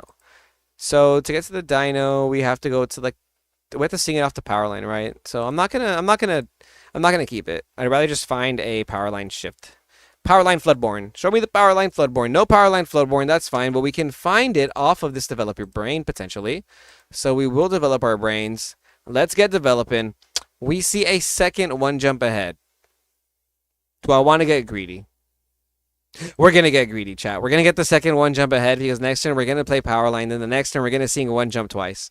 And if we sing 1 jump twice and we draw another action like develop, then we can play the Lilo. Oh, not an action. Not what I wanted. We're gonna put back. We'll put back eye to eye. Well, I mean, we'll ink eye to eye. We'll play our power line and we'll pass. If I can draw a tiny action here, if I could draw develop, this will be so good. Let me draw develop your brain here. Develop. That is not what I wanted. But I can still do some stuff. I'll sing one jump ahead with my power line. And then we will play LeFou. We'll re-ready our power line. And I will ink a nothing we won't do. And I will pass there. Inking twice every turn. Okay, okay. Down there we pronounce it fast. It's Nolans or Nola or Nola. Oh, it's Nolans. Oh, that's funny. It's Nolans. It's Nolans. Nala. It's funny. Nola. Okay. I like how people call one jump Oja. That's my favorite. Like, yeah, I'm playing Oja. Okay. So we'll go ahead and ink a Pirate's Life. We can actually. Dang, we're not. This is kind of rough. What do I do? Oh, we can set up this dig a little deeper. Because we can dig a little deeper with Powerline and Lilo. Yeah, I'm gonna swing into both these Palace Guards. Because I want to get some value here. And we're gonna let him get a little bit of a trade on our LeFou. It's fine. But I will play the Lilo now. Lilo will ready that. And I can sing, but then I can't sing dig a little deeper next time. So I'm just gonna wait. Why can't I pass? Oh, he has Reckless. No, he has Reckless. I'm so silly. I'm so silly. I was like, why can't I pass, bro? Now I'm gonna sing. Now I'm gonna sing one jump ahead. Okay, no power line shift is rough. Yeah, having no power line shift is really rough. And the power line decks are cool, but man, if you don't draw the shift, it feels like the deck lives and dies by the shift. Dig a little deeper. Tell the people mama told you so. Okay, here's the Nolans. Here's the Dino. We're just gonna play it and hope for the best. Let's see power line. No, we whiffed. We whiffed off the Dino. We 6 cost. Look at the top 3 cards and put them at the bottom of your deck. Oh, what a card. What a concept. What a concept. There we go. Now you occasion, bruh. Oh man, I think I feel honored. I feel honored. I need to go visit more. Like I've never been to New Orleans. I've always wanted to go. My fiance went once. She brought me back beignets. Ooh, so good. Ooh, the beignets she brought back were so good. And I really enjoy it. Yeah, we're cooked. We're cooked, chat. I'm sorry. I'm sorry. We couldn't make the red-blue power line deck work today. We tried 2 different iterations, and it felt like the shift power line was just so. And we even looked for. We developed our brain. We didn't see it. This is a wrap. Yeah, I'm gonna move on from Ruby-Sapphire for now. I don't think it's done. I think there's something here. I think there's something here. I don't know what it is, but it's something. Because like we're gonna ramp into Shark. There's no way that ramping into Maui Shark is bad. Not the best showing Lamau. Okay, yeah, it's not. We'll move on. But there's no way that ramping into Shark is bad, right, chat? Like it has to be good to ramp into a Maui Shark. Has to be good. It's a Maui Shark. Hey, what's up, Whisper? Thank you so much for joining Goon Squad community and hitting that follow button. Wherever you guys are watching from, like, comment, subscribe. It does support. It helps a lot. Appreciate you guys. Thank you so much. We're gonna check out this Amber Steel list by Mystery. Oh, this is Amber Steel. This is the Amber Steel deck, bro. Like this is the Amber Steel deck. I'm pretty sure this is like identical to the list that I have. Except my list has the Tiana, Aurora. Oh, is this the Frank Karsten deck? Is this the list that Frank Karsten just posted? If this is the Frank Karsten deck, I'm gonna crash out on you, bro, because you can't plagiarize. You can't plagiarize people's decks. I'm just kidding. I'm just kidding. Whisper. It feels like a power line is bait. Power line reminds me a lot of Ariel. Now I was saying it earlier. It's the reason why I won't play a power line deck because I don't want to reveal 4 cards off top of my deck at top cut in a tournament and whiff, and then I'm gonna be mad. So like, you know what I mean? This is the deck to beat in my opinion. Yeah, I agree.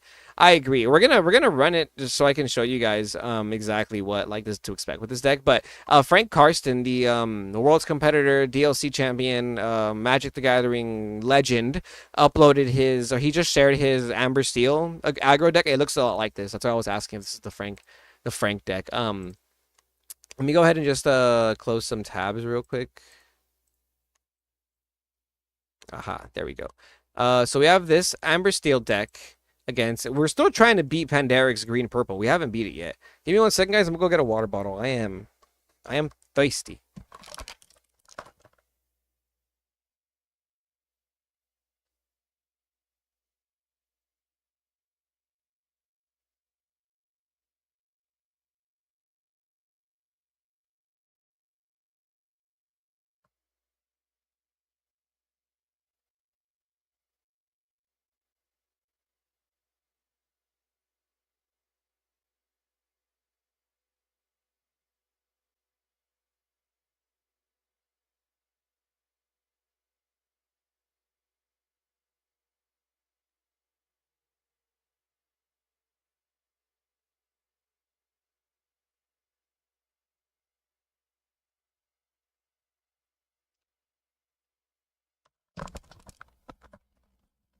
All right, we're back. We're back. To make the whiff even better, play Robin Hood and look for an action and whiff again. Oh no. I like the Robin Hood in a Circle of Life deck because they go to the trash and you can Circle of Life it back. I've heard that. I've heard the purple green and purple steel deck match will is well into this deck. Match well into this deck. So you've heard that purple green is a good matchup for this Amber Steel deck. Okay, we'll put back Pete. We'll put back our Mulan. We'll turn 1 Daisy, turn 2 Penny, turn 3 Tiana. We're looking for Pluto because the Pluto line is really insane. I want to show you guys another deck that I've been working on. That's really cool. Okay, we're gonna ink a Mr. Arrow and we'll play a Daisy deck. We'll pass there. Hopefully we draw Inkables, because if we draw Inkable back to back, we're chilling. Nice. And let's see. If he uses Hypnotic Strength, he's gonna go to 5 Strength. And my penny cannot protect that. So as much as I want to quest with this Daisy, do I just quest with the Daisy? I think we have to.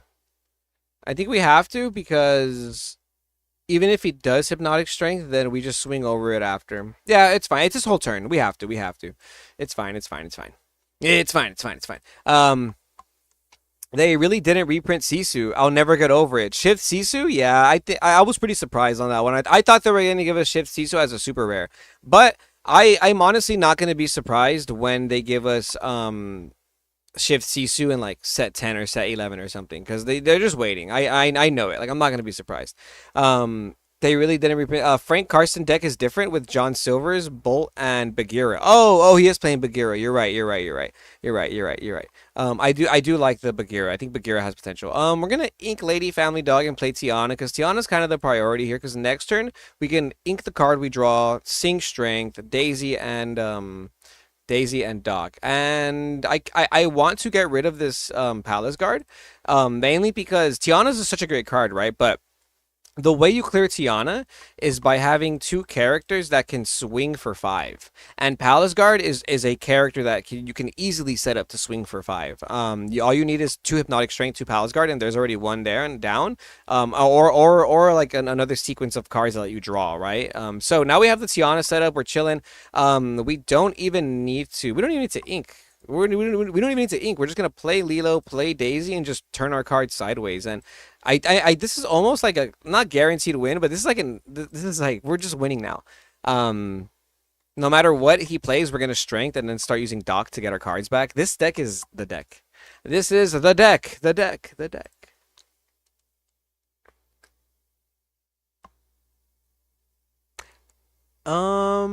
I have a good Amber Steel aggro I want to send in, but Dreamborn doesn't like my mobile at the moment. I'll upload it when it starts to work. Yeah, you don't have to download the picture. Dreamborn's been really weird for everybody lately, but if you have the link, just drop the link in our Discord whenever you can.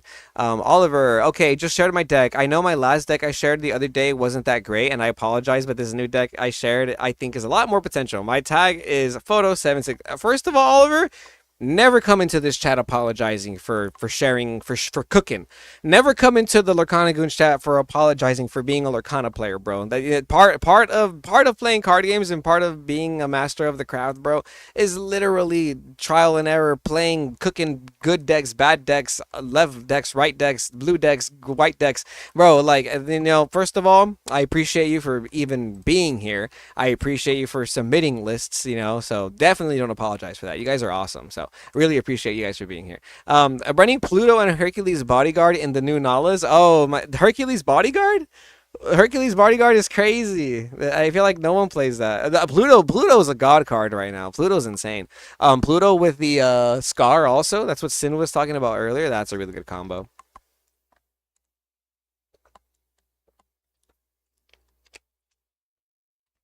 What is this green-purple list? This is a green-purple list by Pandaric. Pandaric Quests on Instagram. He dropped it in our Discord. All these lists you can find in our Discord. This list is pretty good. He's using Magic at Dispel. Very interesting. But this is the first time we beat the green-purple list because we've been losing to this deck in the AI like 3 times in a row. So, yeah, this Amber Steel deck is kind of nuts. And it does have a decent matchup against these kind of decks. Hello, new to stream and the game. Nice to meet you. Oh, thanks, Puck. I appreciate you. Appreciate you for being and for being in the Twitch chat. Red Lotus, you were talking about Pluto. Just posted my Ruby Amber deck in your Discord. Okay, wow. You guys are really cooking. I like the same. So this same concept. And I'm assuming I don't know if this is what you're talking about, but I like this same concept. With Tiana curving into the Minnie Mouse, the Amber Ruby Minnie Mouse. Is that what you're gonna show me? Because I have that deck built too. I go like turn 1 Daisy, turn 2 Lilo, turn 3 Tiana, and then turn 4 Minnie Mouse Bodyguard. It's nuts. It's actually just nuts, dude. I like it a lot. I also really like the Scar, that like the Teeth and Ambition Scar kind of in that deck because of the Minnie Mouse combo, but it's too much of a combo. Best part of Lorcana is feeling like a goon when you build the decks before watching them fly. Oh, no, yeah, exactly. Like when you're just grinding, bro. When you're just grinding. Rapunzel's Tower, drop everything. It's like, come at me, bro. I like Rapunzel's Tower. That's really good. I mean, no Rapunzel, but we're chilling. I noticed my Dreamborn had issues on Chrome on my phone. I use Brave browser. It works on that. Yeah, Dreamborn's been really buggy for everybody this week. It's so dumb the deck just win on the play like 80% of the time and there is no counterplay. Yeah, like I don't know. Like I don't know how accurate that is. That it'll win 80% of the time on the play. I think aggro is like really strong, and I do think there are some like situations where this deck feels like an OTK. Like this line is unfair. Daisy, Mr. Arrow, or someone with resist, Tiana Bodyguard. Without Brawl, the line's really hard to beat for a lot of decks. Like it's not impossible. I like Purple Steel is the killer though. Purple Steel is really good. You can set up double Rafiki, and then that Lilo just make some 5 strength characters. That's my favorite. Where's the Discord link? It's in the description of all our YouTube videos. But let me go ahead and try and get you. Let me get you a link right here. I'll put a link in the YouTube chat, and I'll pin it. There we go. I just put the link there. I just pinned it. We're going to move on to the next deck now. Thank you guys again for being here. Really appreciate it. Really appreciate it. Okay, so we just looked at Mystery with the deck. Lucky Big Brain plays with the green-red. With a green-red Wombo combo. What do we got here? Oh, it's a power line deck. We got the power line deck going. Yep, got it. Awesome. Thank you, Woot. Thank you. Ooh, it's so hot today. I feel the hot air just breezing in. We got the power line deck, but this is like extra actions. Discard your game plan for me. Interesting. I liked Shift Basil a lot. I think Shift Basil's really good.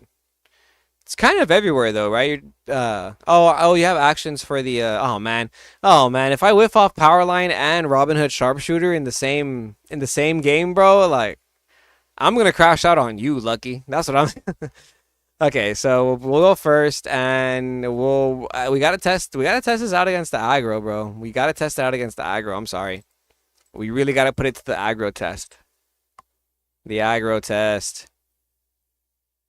You are going to scream now. Powerlight and Robin Hood. Good luck on finding the right cards. Oh no, here we go. Here we go. Okay, okay. We're gonna put back everything except Powerline. We have to draw a shift target now, right? We drew shift. We drew the shift, and no song, but it's okay.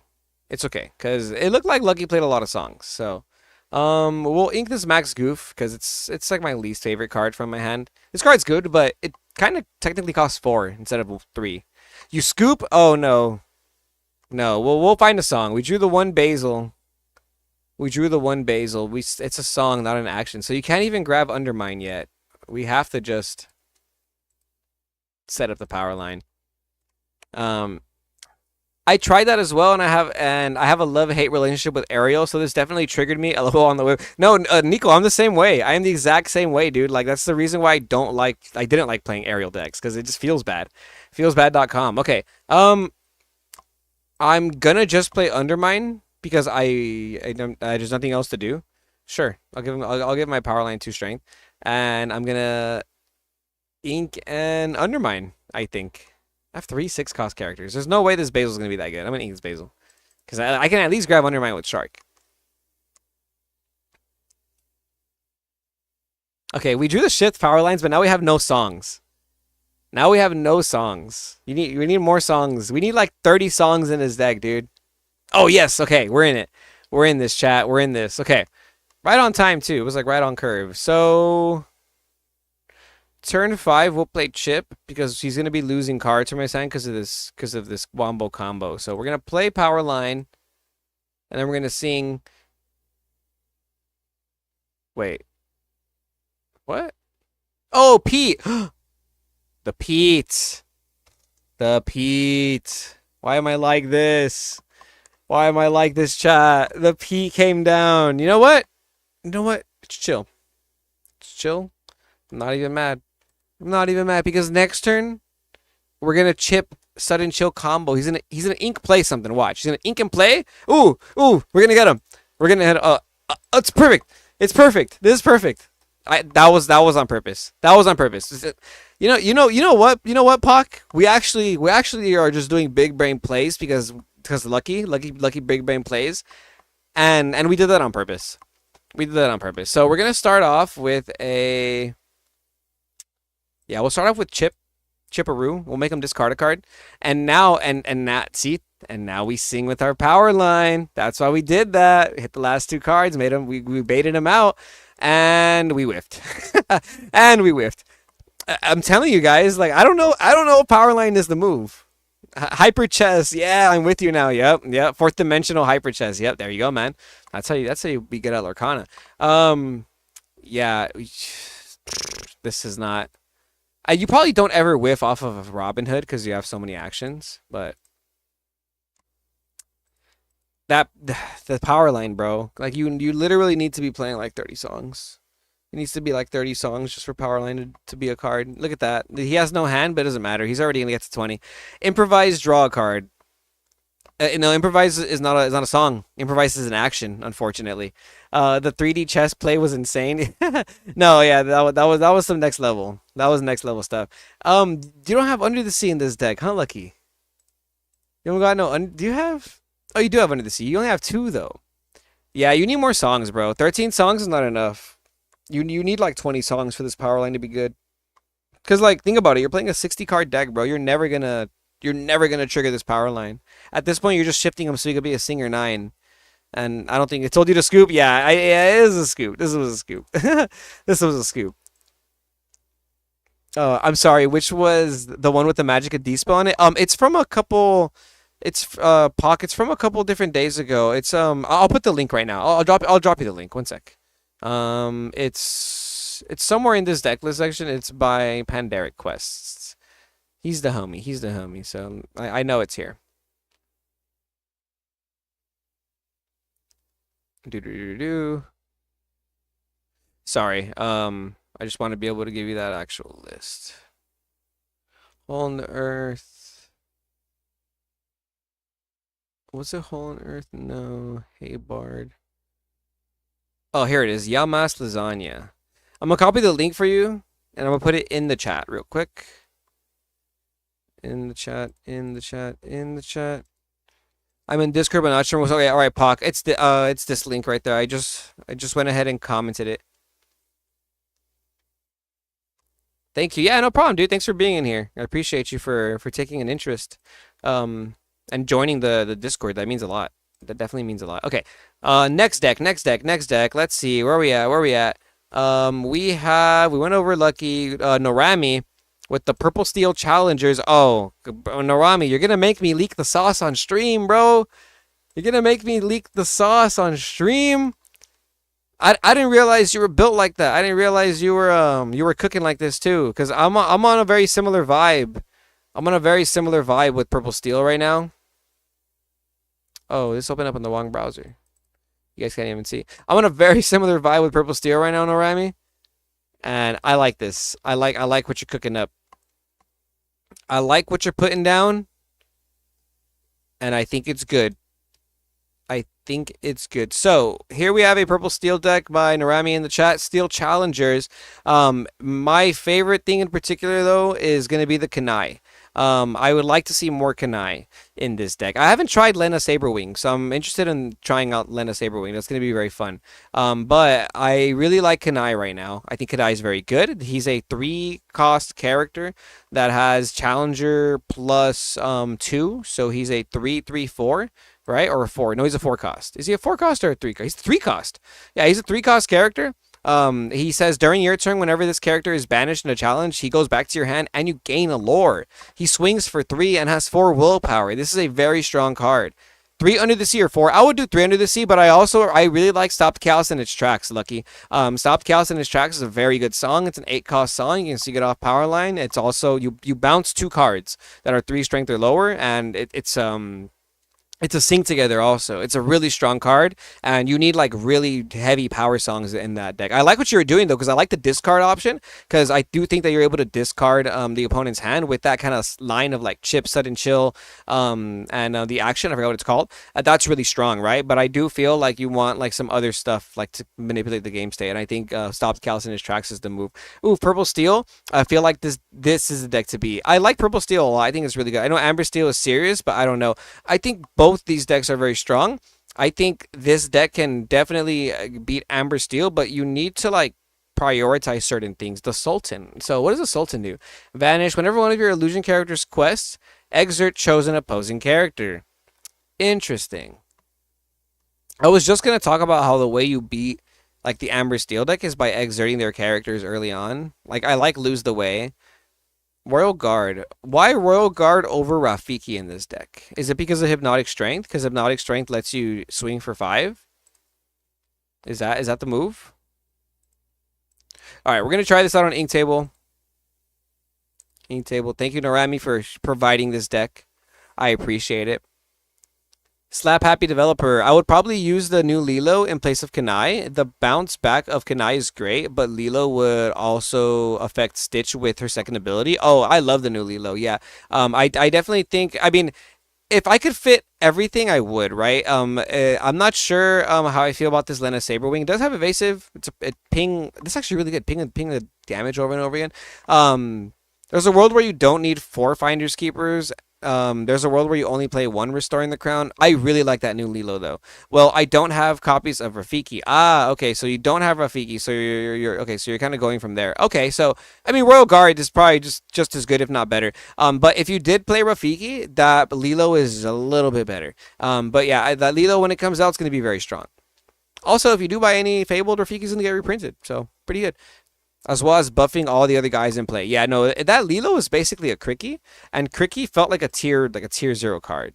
Like Cricky felt like a straight up tier 0 card. Well, we're gonna try and take down the Amber Steel Hyper Aggro. Maybe swap Yelena with Lena. Yeah, no, I was gonna say, yeah, I was actually gonna say that right now. In my opinion, there's 0 reason to play Yelena and all the reason to just play 4 Lilo, because they do the same thing, but Lilo gives it to every character, and Yelena does not. The only difference is that Yelena has 3 willpower, and Yelena can quest for 2. But I don't think that outweighs the ability to give Challenger 2 to every character, as opposed to only needing to pick a specific character to give Challenger to. In case you don't know which Lilo we're talking about, Norami, we're talking about this Lilo. When you play this character, all your other characters gain Challenger +2. It's the same cost as Yelena, but it gives it to everybody instead of just one. I think that's very good. Yeah, I would do the same thing. Rafiki and Shift Rafiki. Rafiki's awesome. I don't know about Shift Rafiki. That one seems kind of hard. Palace Guard would be solid here. Too with Sultan. Yeah, no, the Palace Guard with Sultan is really good. But I think you need. I don't think you can afford to play Palace Guard because like the 1/4 body is not going to do it. Like you need either Royal Guard or Rafiki, and Diablo is a very good card too right now. So with the hypnotic strength, like I understand why Palace Guard isn't in here because it just doesn't seem worth it. Purple Tink and Purple Shift Tink are good. Gives fairies +1. Both Tinks okay to quest a bunch. I cannot see the Lilo. My deck is I'm so dumb. I'm sorry. This Lilo. It's the enchanted Lilo, but you don't gotta buy the enchanted. Need the deck off the screen. Yeah, I'm sorry. I'm silly. The Lilo. You don't need to get the enchanted. You can get the regular rare, the regular super rare. But yeah, this does the exact same thing that Yelena does, but it gives it to everybody instead of just the one. And I don't think that the questing for 2 is going to be like that much more important than the idea that you can give it to everybody. Opening hand looks pretty solid. We got triple Diablo with a Royal Guard and a Calhoun. I'm just going to keep everything except for those unequables. So we drew a Sultan. We're going to put back a Finders Keepers because we play 4. And the idea is that our Diablos are going to get some value. So automatically wins games with enchanted over normal. There you go, Norami. If you have the exactly, if you have the enchanted version, you're automatically guaranteed to win the game. That's a fact. That's actually just 1000% facts. He's playing an aggro deck. He's playing Amber Steel. I want to keep the strength of Raging Fire, so because of that, I'm going to go ahead and ink a Diablo. I'm going to play both of these guys. Cool. They swung into my Diablo. I'm going to draw a card. Yelena. See, this would have been Lilo. And both of them would have had Challenger instead of just the one.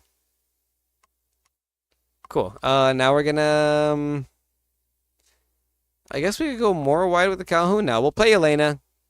Yelena questing for 2 is nice, though, because in Ruby-Am, I have been using Yelena too because she can quest for 2. But if I had the option to play a Lilo in Ruby-Am, I would just play the Lilo every time.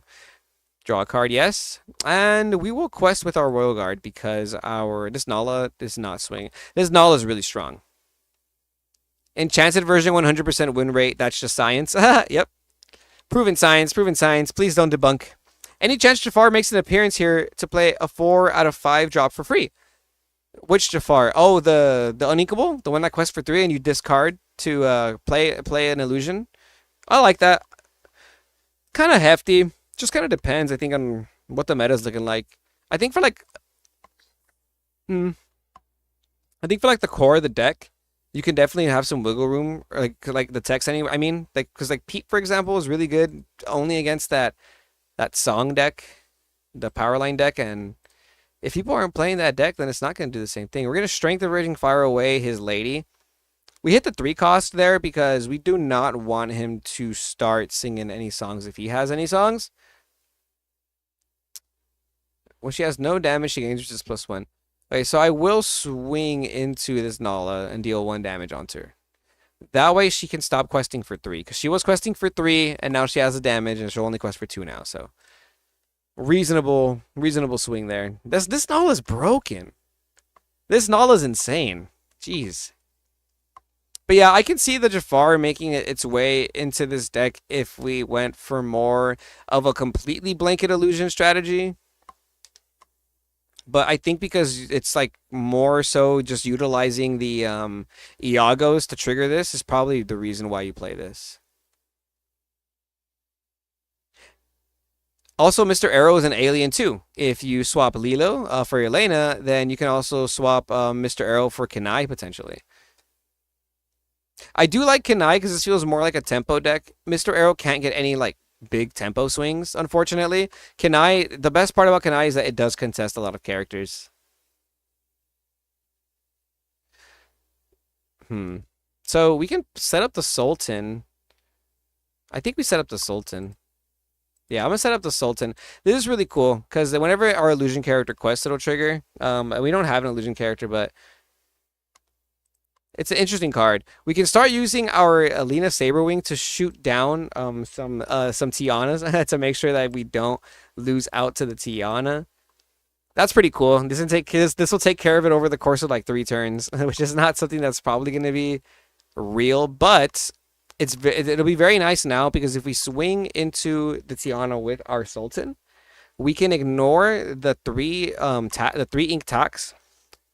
We'll deal 2 damage, and then we can use Lena to ping the rest away. So that's pretty cool. But we don't even have to ignore it though because we're not even going to play anything big. So we'll go ahead and play Calhoun. We will go ahead and challenge Sultan.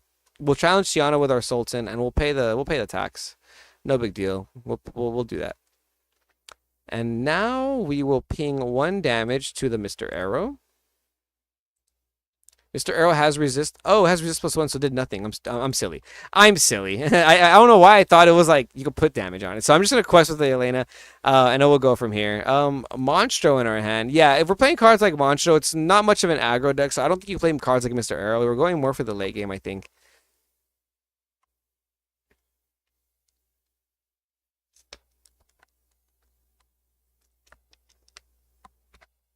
I do wish we had more illusions for this Sultan, but Strength of Raging Fire is also a very good card.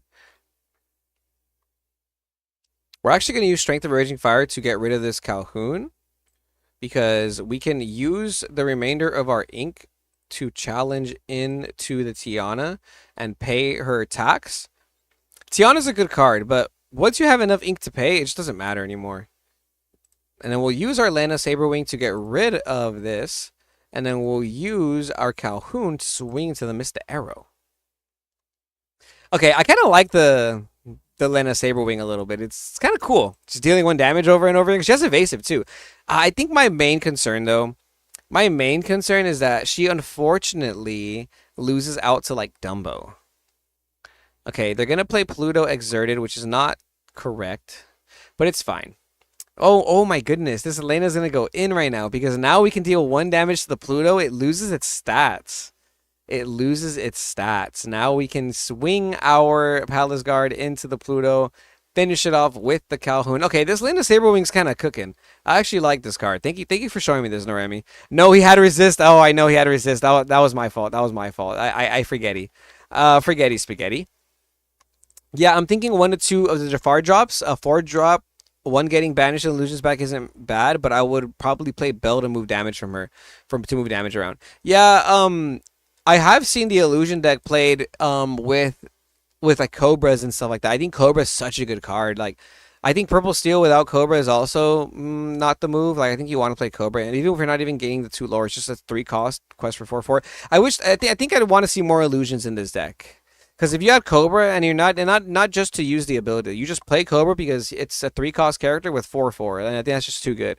And then you always have a good target for your Sultan, or a good way for your Sultan to trigger, I feel. Pretty solid deck so far, though, Norami. Yeah, I agree. Happy. Thanks for being so polite, Happy. What was it? Machiavel. It would be insane if we could play versus an online client. I know if we could play this on an online client, or if I could stream an online client. I know. And here's to hoping that Lorcana provides us with an online client eventually in the future, right?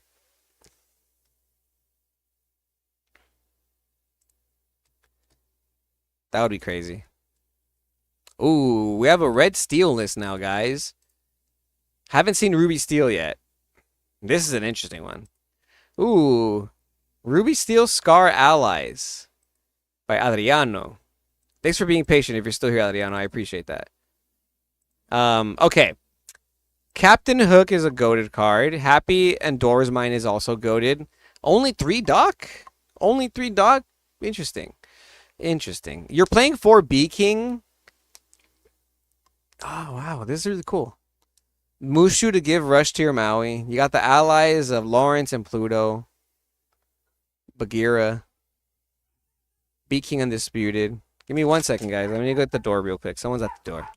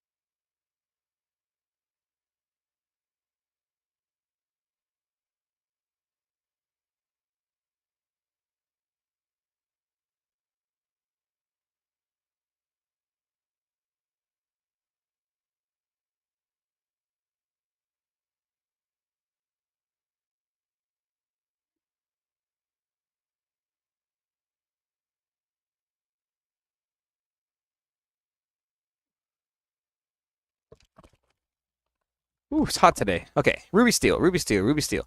Oh, Miss Bianca too to play out early. I would like to see Beyond the Horizon in this deck. If you're playing something like Miss Bianca's, you can kind of sing it earlier too because she's so easy to bring out. But yeah, let's just try this out. Let's go ahead and try this out. I like this concept though. Table. We'll go first against that purple steel deck we just played against, shall we? Is playing your followers' decks a new segment or something you always do? I love it and looking forward to seeing it every day. Dang, I want to start streaming like as much as possible. But thank you, by the way, I appreciate that. But every Wednesday, I'm gonna start doing that. Inktable's actually the AI has been actually very a good like a good testing partner actually for certain things. So I'm not opposed to it. Um, so it is something I do want to do more often. My schedule though is like only allowing me to stream right now on Wednesdays and Thursdays. So thank you for being here. I'm going to put everything back, I think. Maybe we can keep this Mushu shift line. Is that too greedy? We'll see how this Mushu shift line works. There was a third-party client, but Disney asked politely to take it down. Oh yeah, that sucked.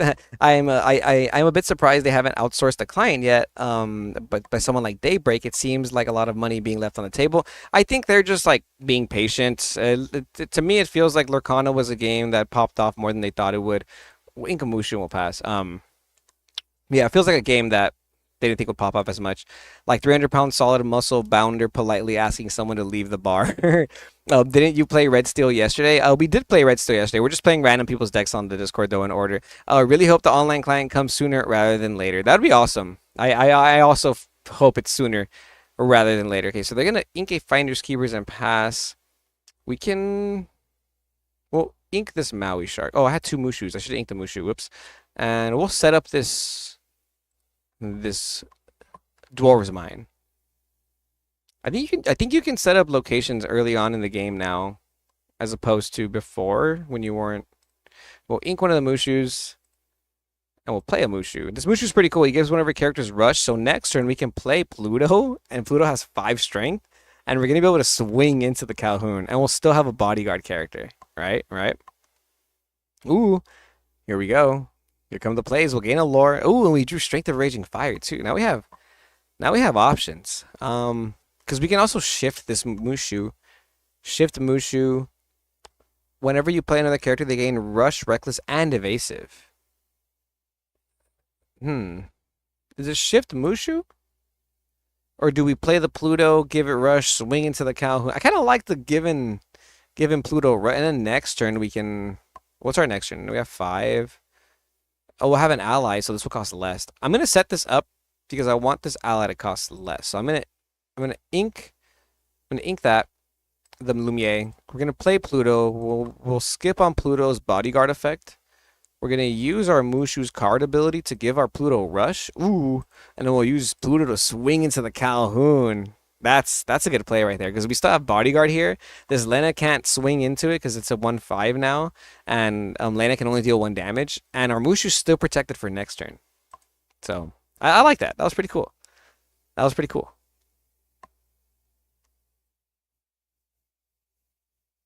Oh no, the Lena pumped up. The Lena gets rid of our Pluto. Not too scary though because we're still in an okay position. Okay, yeah, we have a lot of.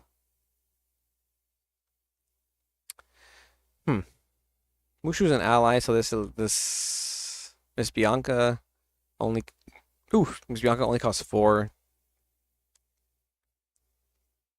I pretty sure I shift the. Pretty sure I just shift the Mushu, and then I just ink and pass. 'Cause I don't know how he outs this with purple steel. He needs like smash and strength. He needs to play a character, play smash, sing strength. Nope. Quest for 2 instead. Doesn't have it. Okay. Pitch a card with Cobra, gain 2 lore. Cool. Now all of our characters gain Rush, Reckless, and Evasive. Ooh, we drew Doc. It's kind of nuts. Okay, so we'll play Miss Bianca, which now has Rush, Reckless, and Evasive. That's kind of crazy. We can ink away the strength. Yeah, we'll ink away strength, and we'll play Doc. Doc is really good. And Doc also has Rush, Reckless, and Evasive. Oh my goodness. I'm goofing around with a similar list, and Mulan is in it. She's pretty cool with Mushu. I love the 4-cost Uninkable Mulan, the one that has Reckless and can challenge ready characters. That card is broken. That card is really good. Okay, so we're gonna use our Ms. Bianca to swing into this. Yeah, we're gonna use swing into the Lena Saberwing. We take 1 damage. We'll go ahead and use our Mushu to swing into this Yelena because they quest for 2 over and over again. That's kind of problematic for us, right? And we have no reason to rush with our Doc, so we'll just pass. Thanks so much for following. Wonder Sab. Appreciate you for hitting the follow button, dude. We're out here playing people's decks on Discord, so if you have a deck you want to see, drop it in our Discord. Elsa comes down, gonna turn our Doc sideways. They're gonna eliminate our Dwarves Mine now. Ooh, and we do Scar. Scar. Oh, this is a sick combo. This is a really cool combo. Whose deck is this? Who's cooking? Whose deck is this? This is Adriano. Are you still here, Adriano? This is a cool combo I'm about to do. Okay, so this Scar needs to be exerted in order for you to get his ability, right? And this Mushu gives all of our characters Rush, Reckless, and Evasive. So the turn you play this Scar, you now have the ability to turn it sideways. That's a really good combo, dude. Like, that is such a good combo. Yes, bro. Yes. I love it. I love it. Will Miss Bianca get rid of the Cobra? Adriano, always, haha. Do not say to everybody that this is a good deck. I mean, if people watch the channel, I'm sorry, they're gonna know it's a good deck, bro. They're watching me cook with it. They're watching me cook with it. We're gonna play our happy, and then we're just gonna quest with everybody. We're actually gonna ink away this Miss Bianca at this point because we're gonna draw a bunch of cards right now from this Scar. So Scar is gonna activate at the end of our turn. Yes, I would like to banish a character. I'm gonna banish my Mushu because we're gonna draw 5 cards and ditch 2. And we drew triple strength and a happy and a hook. So we'll get rid of a 1 strength and we'll get rid of a hook. Oh, a happy, I mean. We'll get rid of a happy. No, Miss Bianca needed to be killed for cards. Mushu, the secret Dumbo piece. Yeah, the secret Dumbo poacher. Oh, Mushu's the secret Dumbo poacher. I agree. We're gonna hard cast Strength of Raging Fire. Yeah, Mushu probably just kills the Dumbo card. Like, that's why I like that Mulan, because that Mulan can attack ready characters. And attacking ready characters is pretty good.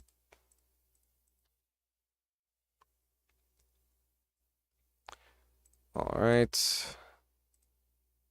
We'll play the Bagheera to protect our dudes. Sure, we'll play them. And then at the end of every turn, we're just always drawing cards. Draw 2, discard 2 now. We'll discard everything but Calhoun because Calhoun's very, very good. Mushu, the secret Dumbo poacher. Another beauty here. Bagheera and Scar. Free cards plus 2 damage on the board. Oh, that's true. That's true. You have to do them all. And it's only on your turn too, right? Oh no, it's only during an opponent's turn. So you can't pop. Yeah, so it won't trigger the Bagheera, unfortunately, because Bagheera is only during the opponent's turn. But, either way, at this point, you're still drawing 5 cards off of this. Look at this. You're drawing 5 cards off of this. This is insane. I mean, you just card 3. You're getting a +3. It's kind of nuts. So I played a Red Steel Mushu Mulan list the other day. Felt clunky the first couple of turns, but once I got Lumiere set up with Mushu and Mulan, they can attack ready characters. It was GG.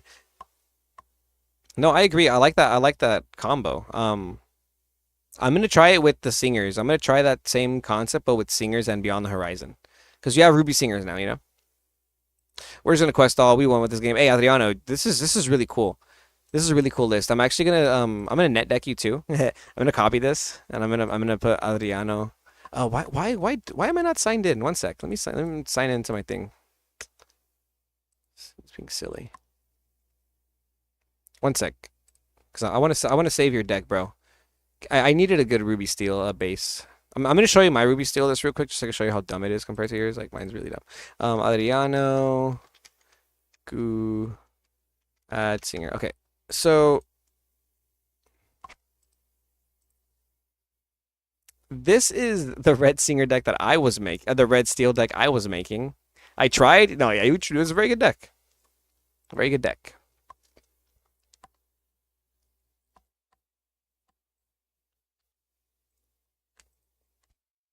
I was trying Ruby Steel Pete with Pete the Pirate, and I was trying a Ruby Steel Pete deck.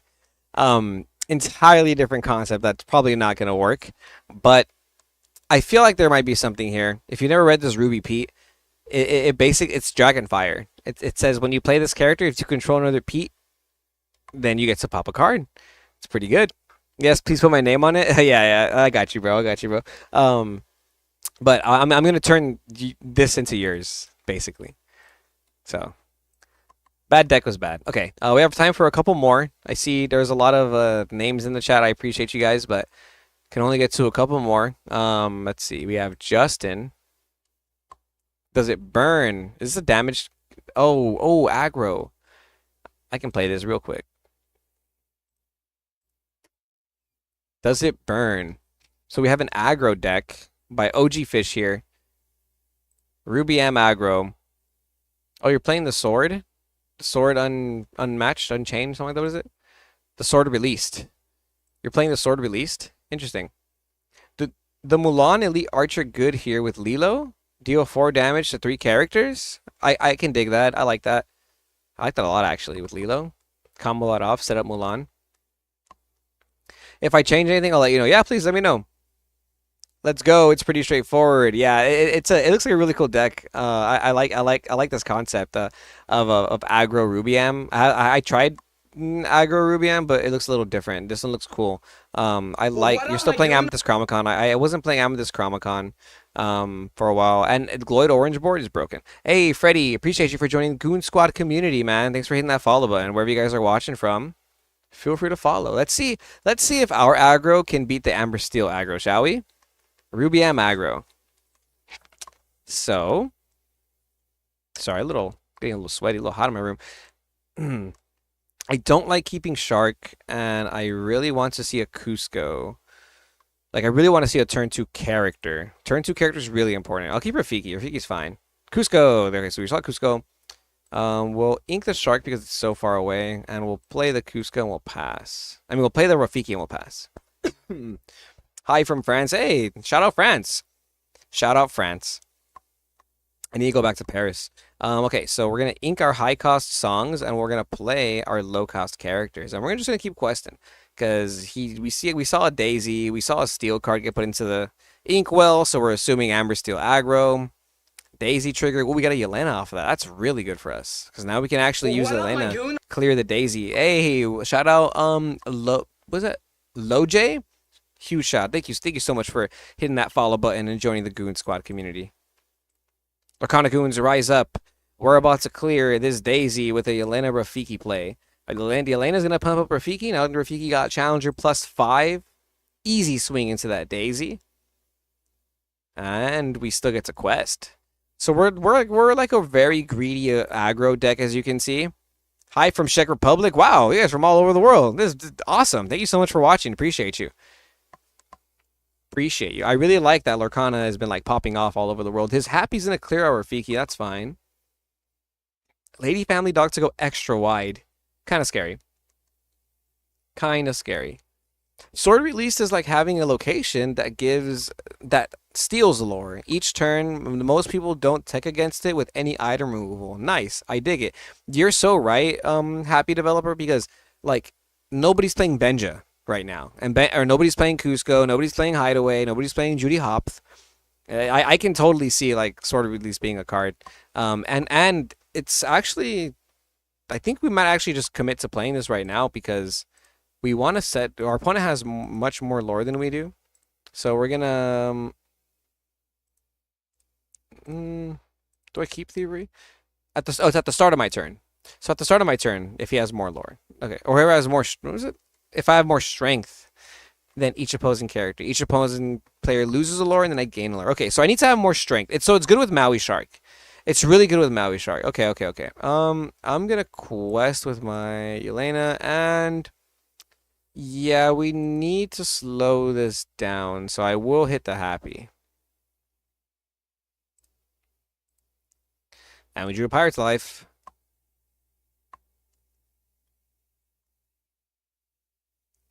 It's based higher on strength. Okay, okay. Pete and Clarabelle are the only item removal I've been floating around. I like the one drop Clarabelle. That card is good because it's a shift target, right? Doc, discard Doc, draw two. Kind of unfair, but we got to deal with it. 9 lore. This is the problem with the aggro mirror match is that I like using Show Me More. It's just not what I want to do, right? And then in the early game, the sword release doesn't get the value you want it to. We have to use Show Me More. Okay, well we drew Sisu, which is really good. So we're gonna ink a Honey Marin. We need to hoard these pirates' lives to try and make sure we don't lose. And we're gonna use our Elena to clear this lady, slow down the game just a little bit more, and now we have a huge, huge Sisu. So we're at least gonna make him lose a lore every turn. Daisy's gonna reveal a gathering knowledge and wisdom, so we're not gonna get anything for free.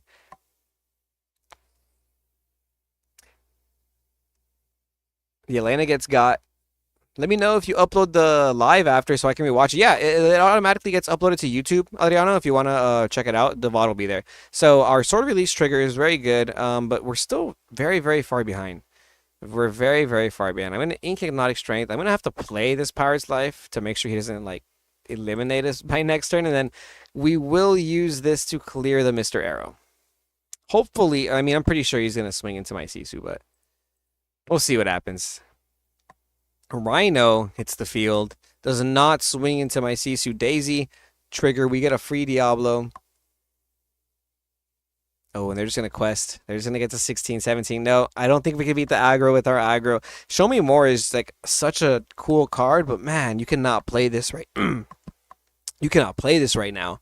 Unfortunately, this is just too much of a dip. Like, look at this. I just gave him like 2 daisies, a lady, and a doc. Like, he has so many low cost characters. I just can't. Oh man, I like the deck. I like the deck. I get the feeling that you maybe don't play Show Me More, or I'm not sure how you play the Ruby-Am aggro. It's a little different now. Like, I want to make something like this too. I did try to make something like this, but I'm playing Bambi. I'm playing Bambis and cards like that. Yeah, Show Me More is a really good card. It's just against the Amber Steel aggro deck, it's like the worst card, and I think that's the problem that this deck is gonna have right now is that you can't use a card like Show Me More or Amethyst Chromacon really, like because they're just gonna keep drawing pennies and daisies and Mr. Arrows, like such small 2 lore questers, you know, and it's too much. It's more than what you can do, unfortunately. So it's a good aggro deck, but it auto loses to the other good aggro deck. Oliver, I'm gonna open up your list now, Oliver, if you're still here. Reckless Singer. Oh, okay. Ah, I see. You got the green-yellow. They got a green-yellow situation going on. And you're just playing princesses. How do you feel about the Queen Sensor Core in this deck? Are you opposed to that? Gotta go. Okay, later, Adriano. I appreciate you, man. Thanks for being in the chat and being in the stream. Appreciate you. The little rhino randomly messes with your sword too. Yeah. Shift rhinos. It's 4 strength, man. So it kind of stops the song from going down. I like this list though. Under the Sea. What is that? Lost in the Woods. Yeah, we're definitely definitely feels reminiscent of like the Kita Under the Sea deck. But once again, we're gonna test it against. Let's test it against a Blurple deck, shall we? Yeah, we'll test it against Blurple. Blurple's very good. We'll go first. I'm not opposed to it. I'm open to any suggestions. Okay, yeah, I think Queen Sensor Core could be cool in this, just because I saw the amount of like princess and queens characters you had, and then I saw you're playing this beast, which is a really cool card, and I get the feeling like this beast would go very well that type of concept, right? We opened up no low cost stuff. Everything is too high cost for us. I really want to see some Auroras and Tianas maybe. We saw Vanellope, we saw Aurora. That's really good for us. What up, my goon? Yo, thank you so much for joining the Goon Squad community, Mr. Rogers TTV. Appreciate you for hitting that follow button, dude. Means a lot. We're gonna open up with inking Vanellope Von Suites and playing a Vanellope Von Suites. Well, I don't know if this Aurora is necessary. Like, if we draw another Princess, I'll play her, but if not, then probably don't need her. Oh, okay. Not the best. We do have a Singer 5 for this Under the Sea, which is fine. Which we can play on turn 3. Yeah, we're gonna have to ink this Genie. Yeah, we're gonna ink Genie and play the Aurora. And we are gonna just go ahead and quest. And we're gonna play this Cinderella on turn 3 with the Aurora, basically. Reason for that being is we're gonna need to set up these singers this Under the Sea. So Hypnotic Strength comes down. That's perfectly fine. They're gonna clear our Vanellope. Clears the Diablo as well, which is good. Now I don't have to worry about this Aurora getting got next turn. Oh, Shift Vanellope would have been really good for us. Nah, that would have been really good for us. Well, we'll ink our So Much to Give. She's a 4-cost character, so no big deal there. We can actually quest with this, and we can play either Vanellope or Cindy. But we're gonna play Cindy because she's a singer, and the singers are more important, I think, because we have the Under the Sea, right? Julieta is a good card draw too. Yeah, I like the +1 on Julieta. That's not bad actually. And in this kind of situation where you don't have many draw cards, -1 attack on Sisu and dumping their hand shrinks Sisu enough to make your sword not trigger. Oh yeah, definitely not. Definitely not. Wonderzeb, hey, where do I find the red steel list of the deck you just played? It's in our Discord. Wonder. The Discord link is in the description of all of our YouTube videos. We upload YouTube videos thrice a week. But I'll go ahead and drop the link right here for you. There's a link right there, and yeah, you should be able to find all the lists there, and there are some pretty cool ones. So, okay, we drew another So Much to Give. We will be able to draw a card off this So Much to Give, and I kind of want to do that so that I can ink and then play Vanellope. Or I could just, there's no point in giving her Bodyguard. So I'm just going to ink, play Vanellope, and we'll pass again. We're being very patient, I think, with this deck.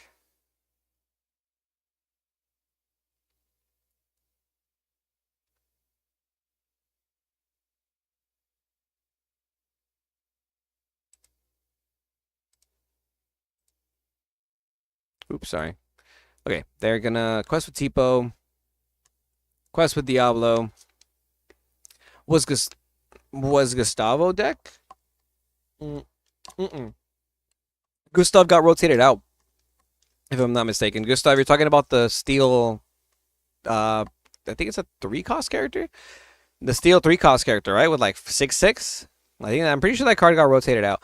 Okay, so we have singers now. So we have a singer 5 of 4. So we can easily sing together. So we're gonna sing together. Wait, what? Quest, sing. Oh, we're gonna sing together our Under the Sea. Bam! Look at that. All the cards to the bottom of the deck. Under the Sea is the blurple killer. That's what I like about it. But we're still kind of digging for some stuff here. So we're just gonna pass there. How do you feel about Clarabelle in this deck, Oliver? Actually, no. Queen Censor Core will let you continuously add cards, princess cards, over and over again. So that's why I like Queen Censor Core. I think it actually could be really relevant. We're gonna go ahead and play the Tiana. Ooh, princess characters, they all get -1. Cool. So we're gonna quest with everything then. That's actually really good. When you play another princess character, all opposing. Okay, this is really good. Yeah, dude, I think Queen Censor Core might be the move because it'll net you passive lore over and over again. And then we were just talking about how nobody's playing item removal, nobody's playing Benja, nobody's playing Cusco. So like you could set that up, and then every turn you kind of have this lingering ink. You kind of have like a lingering 2 ink, 1 ink every now and then. So you'd be able to like keep the Censor Core up and then pay 2 ink. Look at the top card, grab a princess, keep doing that over and over every turn. You know. It's like playing the can't rip cards, like playing the Julieta, but without healing your character. You're just paying ink to draw. But you're always drawing a princess, right? All right, cool. So we're gonna cool. Do we need to remove the board? Yeah.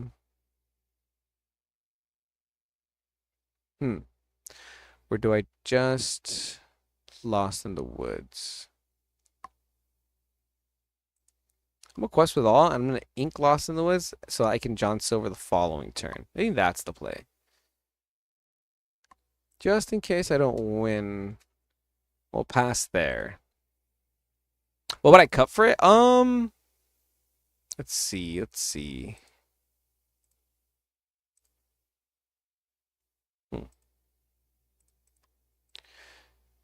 Where's the deck? Whoops.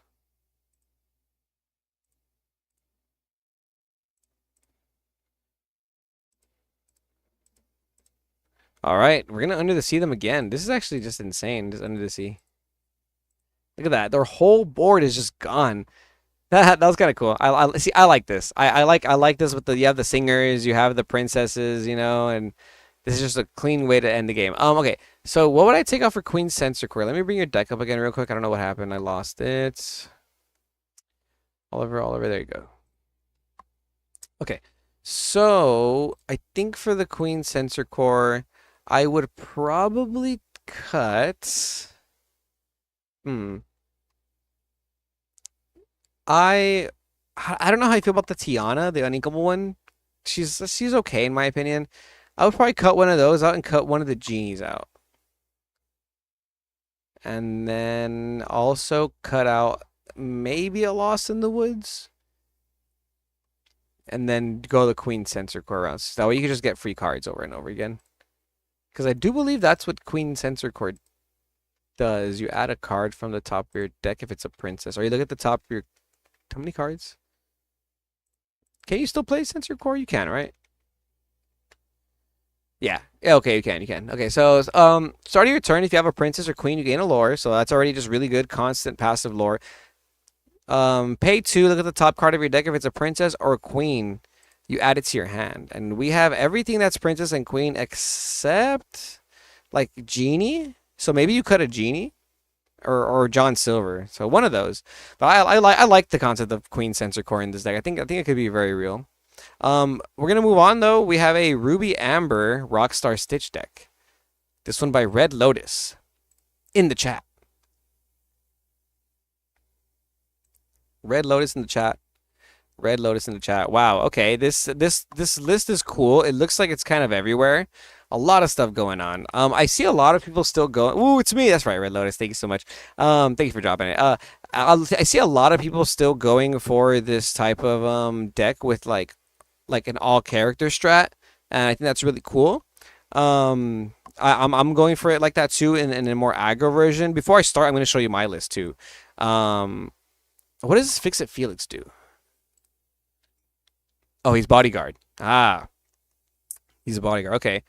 I was actually gonna add Clawhauser to mine because Clawhauser quests for 2. How do you feel about Clawhauser instead of Fix It Felix? Clawhauser is a 3/1/4 bodyguard. He's a singer 4, and he quests for 2. That's why I like him because he quests for 2. But it's also relevant because I'm playing 2 copies of Bee King, as like just a small removal package. But my deck's just aggro. So I added the genie to buff up my other characters. So when I give the opponents reckless, they're forced to challenge the characters so high. No, I agree, Oliver. I'm just saying maybe you don't have to play 4. Like maybe you don't play 4 genie because it's more of like a late game situation, you know, that you're in. But I feel like that Queen Sensor Core, man, I feel like it'll get you there. Okay, so we're gonna play this on Ink Table. Yeah, that's fine. Okay, I think Clawhouse is really good. Like let me show you my list real quick just for reference, just so I can kind of show you what I'm talking about. It's funny. It started off as it is a Tinkerbell deck too, actually. So my deck plays 19 Uninkables, but it's just super duper aggressive, like super duper aggressive. Yeah, this is the list. I mean, I'm gonna actually export the image so you can see it. Bam. Okay, I could probably cut the Uninkables down. Maybe take out Lanterns, but I still like Lantern as a card. But this is my iteration of red yellow, like red yellow aggro. Um, my shtick is it's just an aggro. This is just an aggro deck. This is just straight up aggro deck.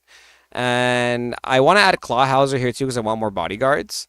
But yeah, my shtick is like if we can figure out how to consistently go like Daisy turn 1, Mini or Lilo turn 2, or even Simba Scrappy Cub, because this color pool combo can play Simba Scrappy Cub. And then turn 3, you start going like Lady or Tiana. I also have the Tinkerbell because you're able to set up lines where you do a very similar situation, but you go Tinkerbell into Prince John, Sisu, or Pete. You gain the extra lore. And then we have Goofy. This Minnie Mouse, this Minnie Mouse is so crazy.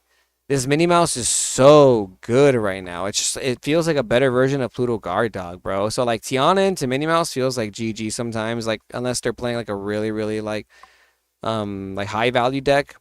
But that's my version. But we're gonna take a look at the Red Lotus over here. Playing a little bit more of a variety. We have some Mulan shift situations. This is more of like the it feels like more of like a Mufasa style deck, but we don't have Mufasa anymore, right? That's the shtick. That's the gist. Let's play against something different. Let's play against Blue Steel. Let's play against Blue Steel, shall we? We never play against Blue Steel. I have a similar deck like this. Just have to be careful to play Goofy with your bodyguards out when he removes damage. It's all or none, which can throw off the. Oh, I didn't know it was all or none. This can throw off the usefulness of the bodyguard. Ooh, thank you. Very good to know. Very good to know, dude. I did not know. Happy. I did not know that that's how it worked. We'll put back our Sim. Oh wait, we have. Ooh, you're playing Simba Adventures. Ooh, you're crazy, Red Lotus. I like that, bro. Dang, you're playing Simba and Simba. Okay, okay. Hear me out, chat. Let's just look for nothing but one drop. So we can go turn 1 Daisy, turn 2 Simba, one drop, turn 3 Shift Quest, ready. Okay, let's do that. Let's try and find just another one drop. Ooh, we drew another Simba. Okay, it's over. It's over, chat. It's over. Oh, we also drew the Pluto. So we're gonna play Pluto actually.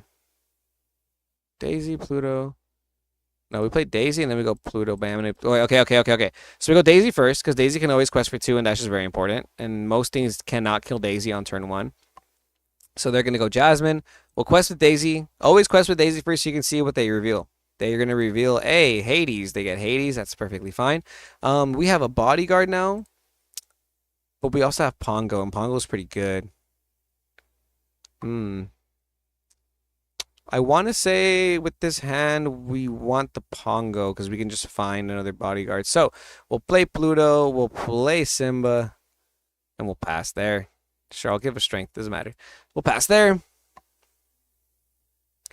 Did you try to racer deck yet? I have not tried a racer deck yet. Did somebody submit a racer deck? I don't think anyone submitted a racer deck. So I did not try a racer deck yet. But I do have to end the stream tomorrow. So unfortunately, I do have to end the stream soon after these last couple decks. So I probably cannot try a racer deck if you're going to submit one. But next week. I don't find the list of the Red Steel Ally deck on Discord. Could you show it to me? The Mushu and Scar. Yeah, I'll go ahead and show it to you. One sec. Let me cook this AI real quick because they try to go Jasmine on us and that's not okay. So I'm gonna go ahead and use the card ability of Pluto. The next character costs 1 less. So now we can play this Simba right here for 2. That's really awesome. And then we can use the Simba to swing into the Jasmine. Then we can use Daisy to finish off the Jasmine. And then we can still ink a Lilo, play another Simba, and we'll... Oh, I could have done that first and just... I'm so silly. I'm so bad. I forgot that the Simba has the ability to pump up strength. And I could have just done that and just pumped up my Simba and quested. It's fine. It's fine. It's fine. So, this is pretty cool. So now we're going to set up our Pongo. Ooh, Julieta. Nah, we'll set up Julieta better. Yeah, we'll set up Julieta better and heal up our Simba. And draw a card. Yes, I would like to draw a card. Oh, and then we drew a Minnie Mouse. That's pretty nice. So we are going to quest with everything now. We're just going to go all in. Daisy's going to go off. They reveal an Alice.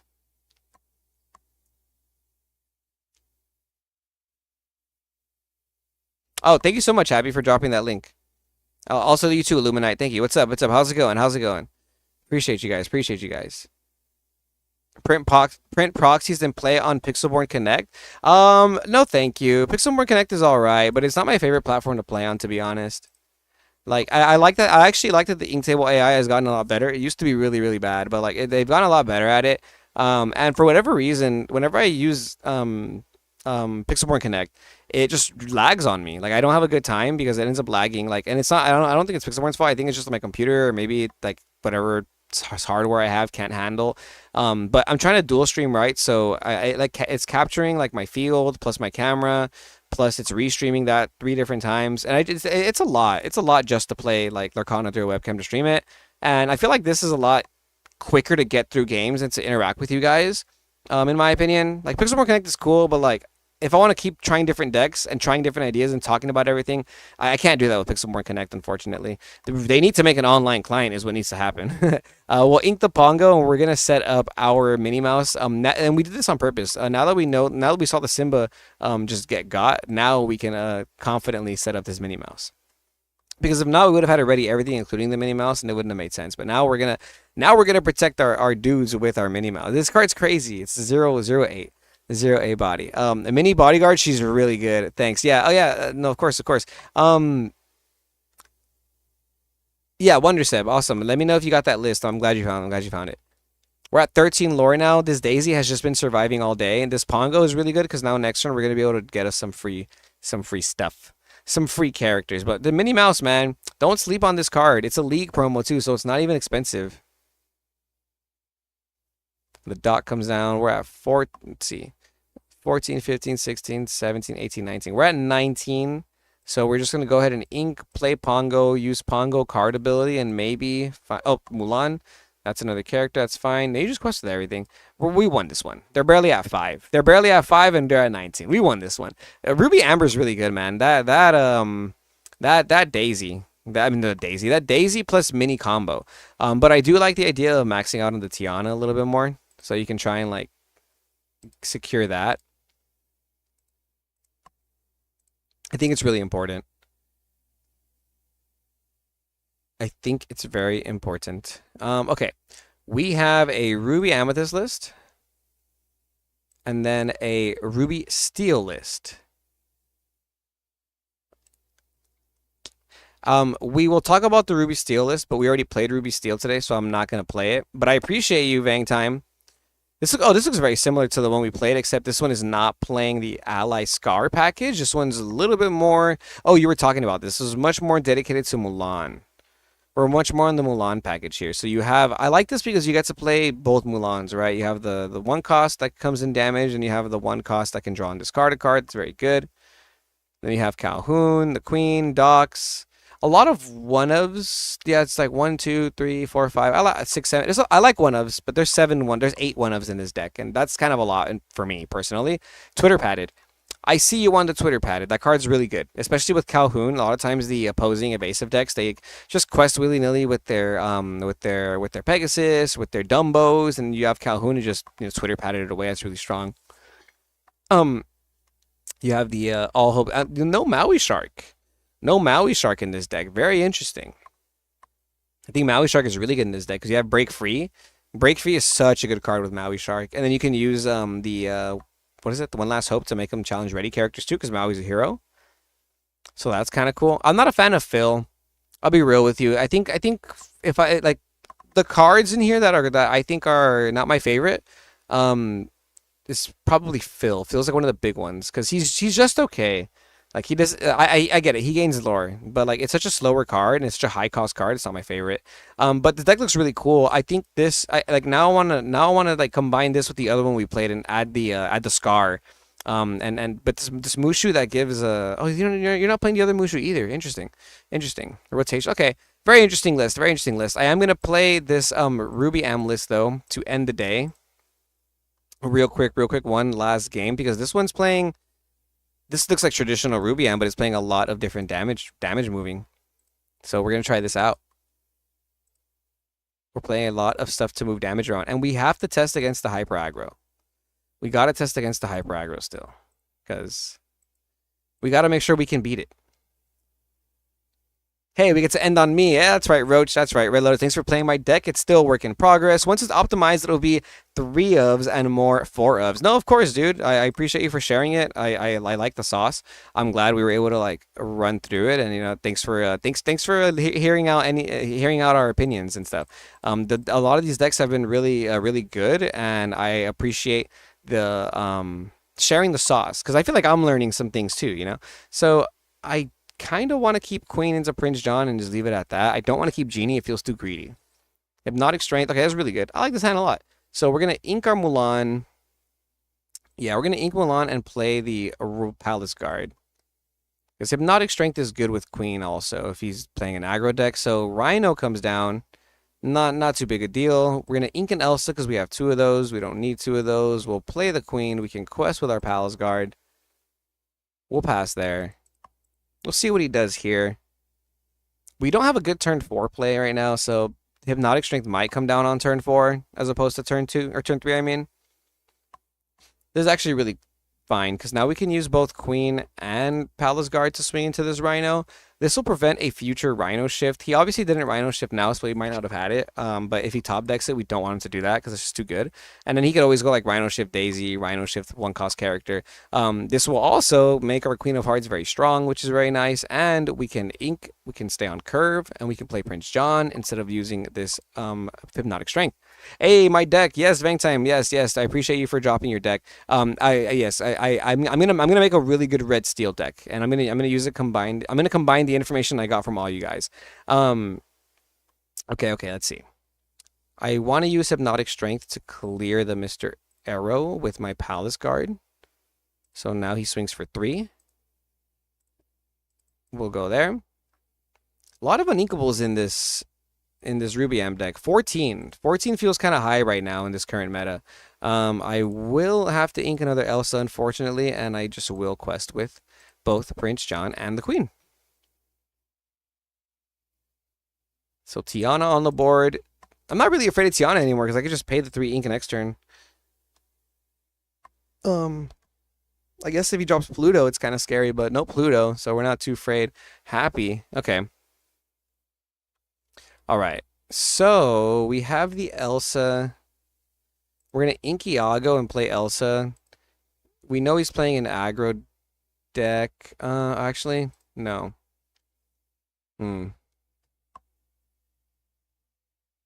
Yeah, we have to just pay the tax. We got to just pay the tax. Okay, so we're just going to use our Prince John to swing into the Tiana. We will pay the 3 ink. No big deal. It kind of just slows the game down in his favor a little bit. So we'll quest with our Palace Guard. And we'll quest with our Queen of Hearts too. Because if he decides to challenge, then he's losing all his characters playing into mine. Damn, all 4 Elsas by turn 4. Yeah, no, you saw that too, right? Like I drew into 4 Elsas. I had to ink 3 of them. I'm keeping 1. We're keeping 1 Elsa because it's a good card. Okay, Penny comes down. It's going to destroy our Prince John, unfortunately, but that's okay. That's all right, because we have another Prince John anyways. I think I'm going to... Yeah, I'm going to ink, and we're going to play this Goofy, and this Goofy's going to get value immediately swinging into the Mr. Arrow, because we weren't going to be able to swing into the Mr. Arrow with our Elsa. No. And, yeah, this Queen will hit happy so that it survives. Good math. And now we'll quest with our Palace Guard, because Penny cannot banish Palace Guard. He's going to have to swing into the Queen, which is going to banish itself too. They decide to not do that. Not swing into the Queen. They play a Lilo. They're showing 14 lore. So we're going to use the Goofy. Yeah, we're using the Goofy again because we just want to keep as many characters alive as possible. Right? And now we're going to stop him from questing every turn by playing this Elsa. Unfortunately, we did ink our other 3 Elsas, which is ridiculous. So this is like the only time this Elsa's going to go off. But hey, it's working. We simplified the game state and we might be ahead. Yo, thanks for hitting the follow button. Appreciate you chatting Kamikaze. Appreciate that. Now you're a part of the official Goon Squad community.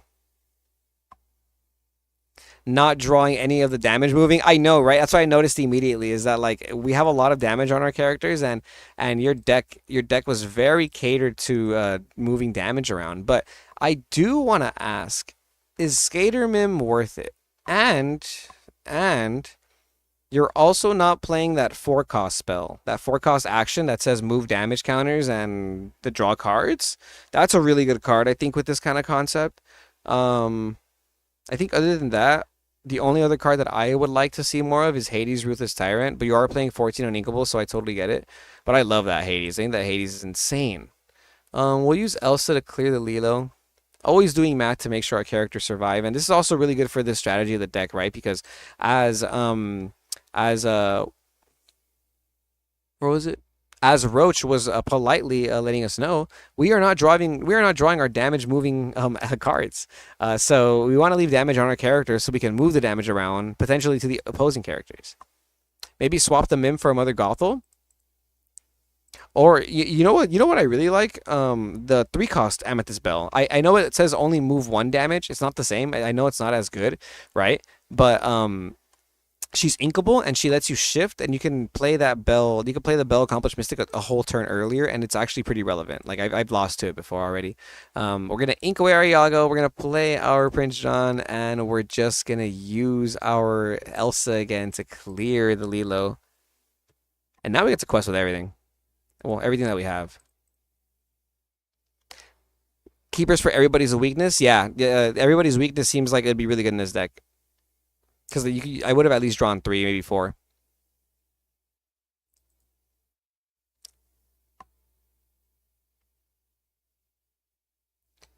Tried the action and was usually just moving 1, and Skater Mim has the best back and forth for the other 2 drops. Okay, okay. I like Skater Mim a lot. I think it's a really good card. You wouldn't play that Tinkerbell in this deck though, because you're playing the Prince John and you're playing the Goofy. Turn your guy sideways, gain 2 lore. I don't know. I do really like this Hades though. I think this Hades is the business. I think this Hades is so good. Let me show you my Ruby-M deck. Let me show you my actual Ruby-M deck. Sorry. No, my decks. Let me show you my actual Ruby. Not the Powerline Ruby-M. Let me show you the actual Ruby-M. This is where I'm at with Ruby-M. Don't leak the sauce, please. Don't share it with everybody. I need to be able to beat Zansayed in the finals, and I need every advantage I can. But I'm gonna end it on here, guys, with my Ruby-M deck list sauce. Check this out, check this out. I'm gonna bring it up on screen. I want to hear some critiques. I want you guys to roast me. Ruby-M, my favorite deck. This is where I've landed on it so far. If I had to play a tournament tomorrow, if I had to play a tournament this weekend or next week, whatever, I'd play it like this. So you got the 4 Rafiki, the 4 Diablo. You need the 1-cost characters to do something on turn 1. Diablo is good draw power. Rafiki is just going to contest any single character they throw at you. A double Rafiki with double Hypnotic Strength clears Tiana's through her ability, which is great. That happens a lot actually in this deck. And even other situations where you have like Kanai, Rafiki, or Hypnotic Strength Kanai, like things like that are very real. So I like Kanai a lot. He's a 3-cost character. I'm playing the Queen of Hearts. It's kind of just there because it's a 4 willpower character. I was trying the Medusa that deals damage and bounces a character, but it's only good on turns 1 through 3. After that, the card sucks. Like after you draw like that card on turn 4, I don't want to play it ever again. I'd much rather play cards like the Dumbo, the flying elephant.